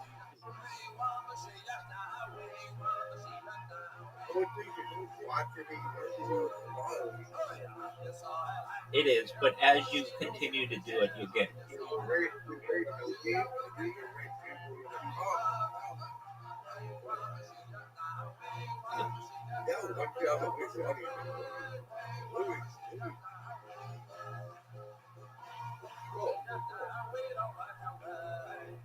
Well, and you just got to start somewhere. And but if you don't do it, then you're going to be in the same predicament where you are. And you're not in a bad predicament. You're in a good predicament. You got a roof over your head. You got food. You got friends. But you want to be 70 years old and be Hugh Hefner, and you can. It's not too late. I'm saying it'll take. I'm going to say it. I'm saying it's going to take you about 10 years or 9 years or so to be able to. You're incorrect on that. You are dead wrong on that. You are dead wrong on that, especially in the podcast world. It doesn't get built overnight. I can tell you this. There's a podcast that I'm watching right now. It went for 10 years. Nobody paid attention to it. And now, these guys make $50 million a year. Because they went viral. They got a bunch of people that watched it. It's a stand-up comedy podcast. But they did it for 10 years, and nobody really paid attention to them. That's an excellent question. They got some really big guests on. So, Tucker Carlson, he was on there. And Post Malone was on there. And, he's a musician. They've gotten, like, Winona Judd on there. And people like The Nature Boy Ric Flair, he was a wrestler, if you know who that is. And they've just gotten this eclectic group of people, and now they got a net. They're the first podcast to go onto Netflix. They're a podcast on Netflix, but it took them like 12 years to do it.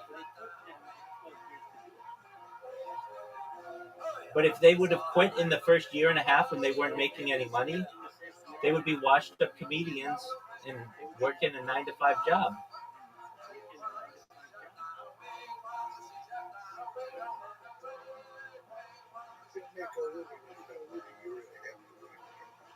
I disagree.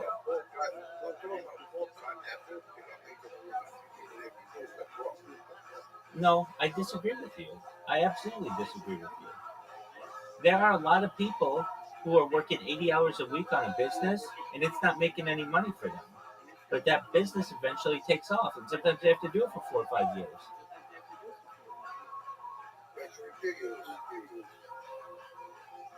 Look at Ray Kroc. He didn't make money in McDonald's immediately. The McDonald's brothers, he basically stole their idea. He didn't make money until he recognized and had somebody convince him that the real estate was worth more. And then he became a billionaire at age 54, or a millionaire at age 54, and a billionaire years later. It takes time. Even, here you go, here's a good one. Do you know who Jeff Bezos is? He founded Amazon. There's a famous interview of him on The Tonight Show. And Jay Leno says to Jeff Bezos, look, you are basically creating an online bookstore and you guys haven't made any money. What's the point? Like, you guys literally lost money every single year. What's the point? You keep losing more and more money. And Jeff Bezos laughs at Jay Leno and he says, it's going to work out. You just watch. And it does. But he lost money for the first 5 years that he had Amazon. Why would you borrow your money with broke? He still lost money. He wasn't turning a profit. Nobody was buying books online then.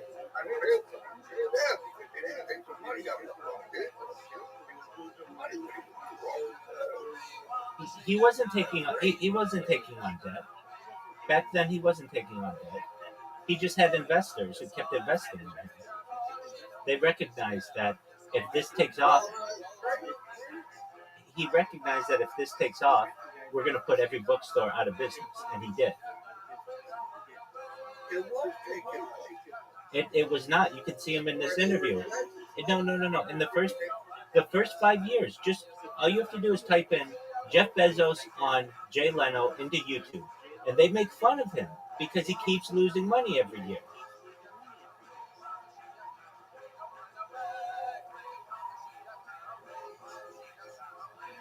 I'll watch it with you. Every time Donald Trump gets the when you make a money, borrow money. Wait, we're not talking about Donald Trump. We're talking about Jeff Bezos. And you can see he lost money. Look, I'll get you the actual figures. Just one moment. Amazon did not make a profit until what year?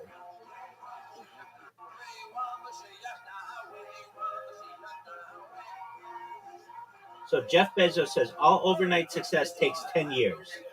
That's his quote. Amazon did not make a full profit until 2000. No, he's saying it takes 10 years. He did not make money.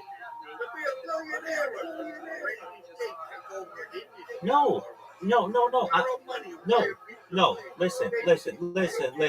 Listen. Amazon did not expect to make a profit for the first 4 to 5 years. Okay?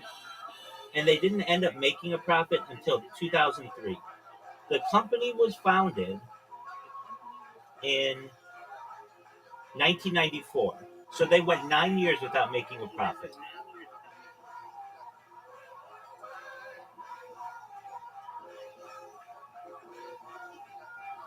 Well, you're saying that your exact quote, was if you're not making a profit or you're not successful within 1 or 1.5 years, you're wasting your time.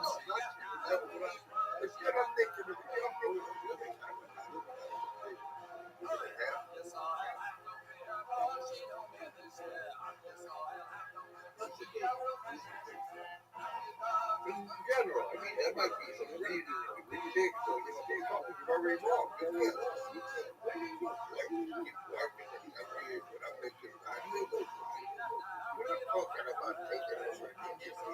We're talking about making a living. I get what you're saying. I get what you're saying. I get what you're saying.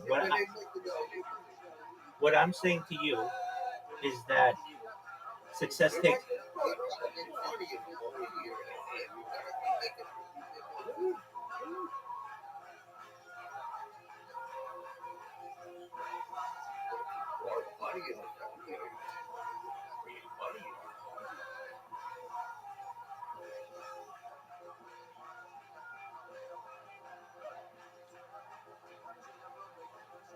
I'm saying to you that I'm giving you an opportunity.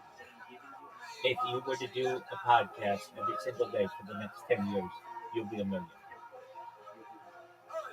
Simple as that.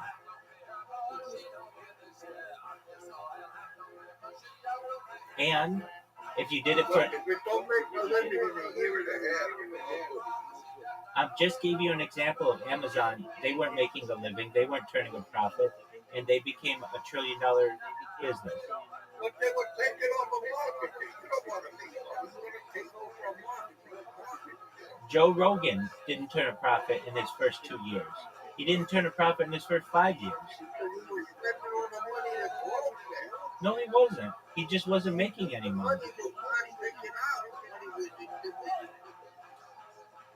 You can give me all the excuses that you want. If you don't...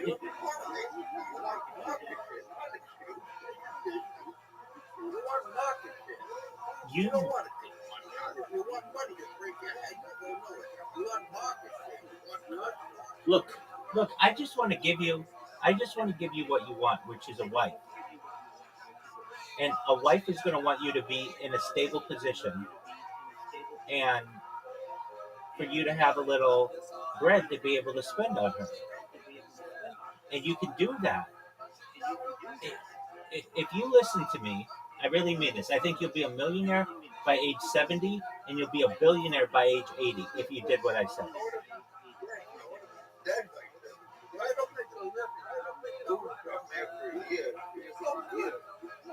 You're impatient.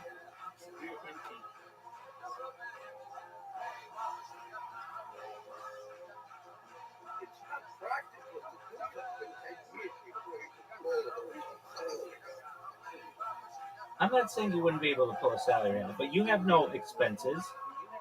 You have no rent. Everything you have is... I know, and this would give you a life. This would give you a community. This would give you an audience. And you'd be able to pick up some chicks.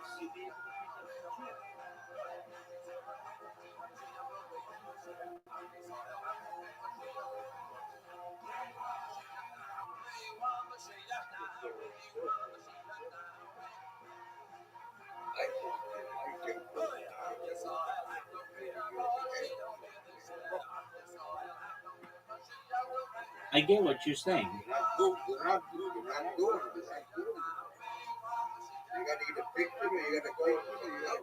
You would have said that to Jeff Bezos.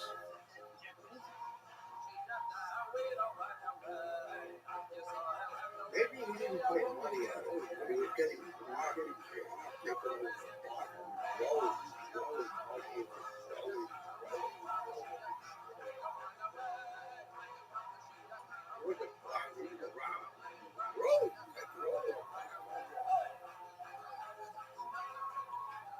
Growing like crazy, put the money back into it.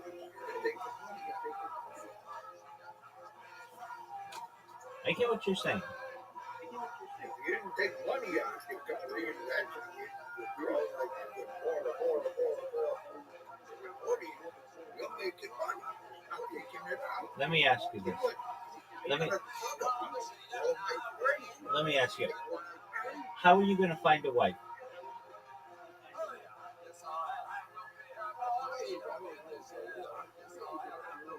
But that's what you want, right? Exactly. And you have a perfect opportunity.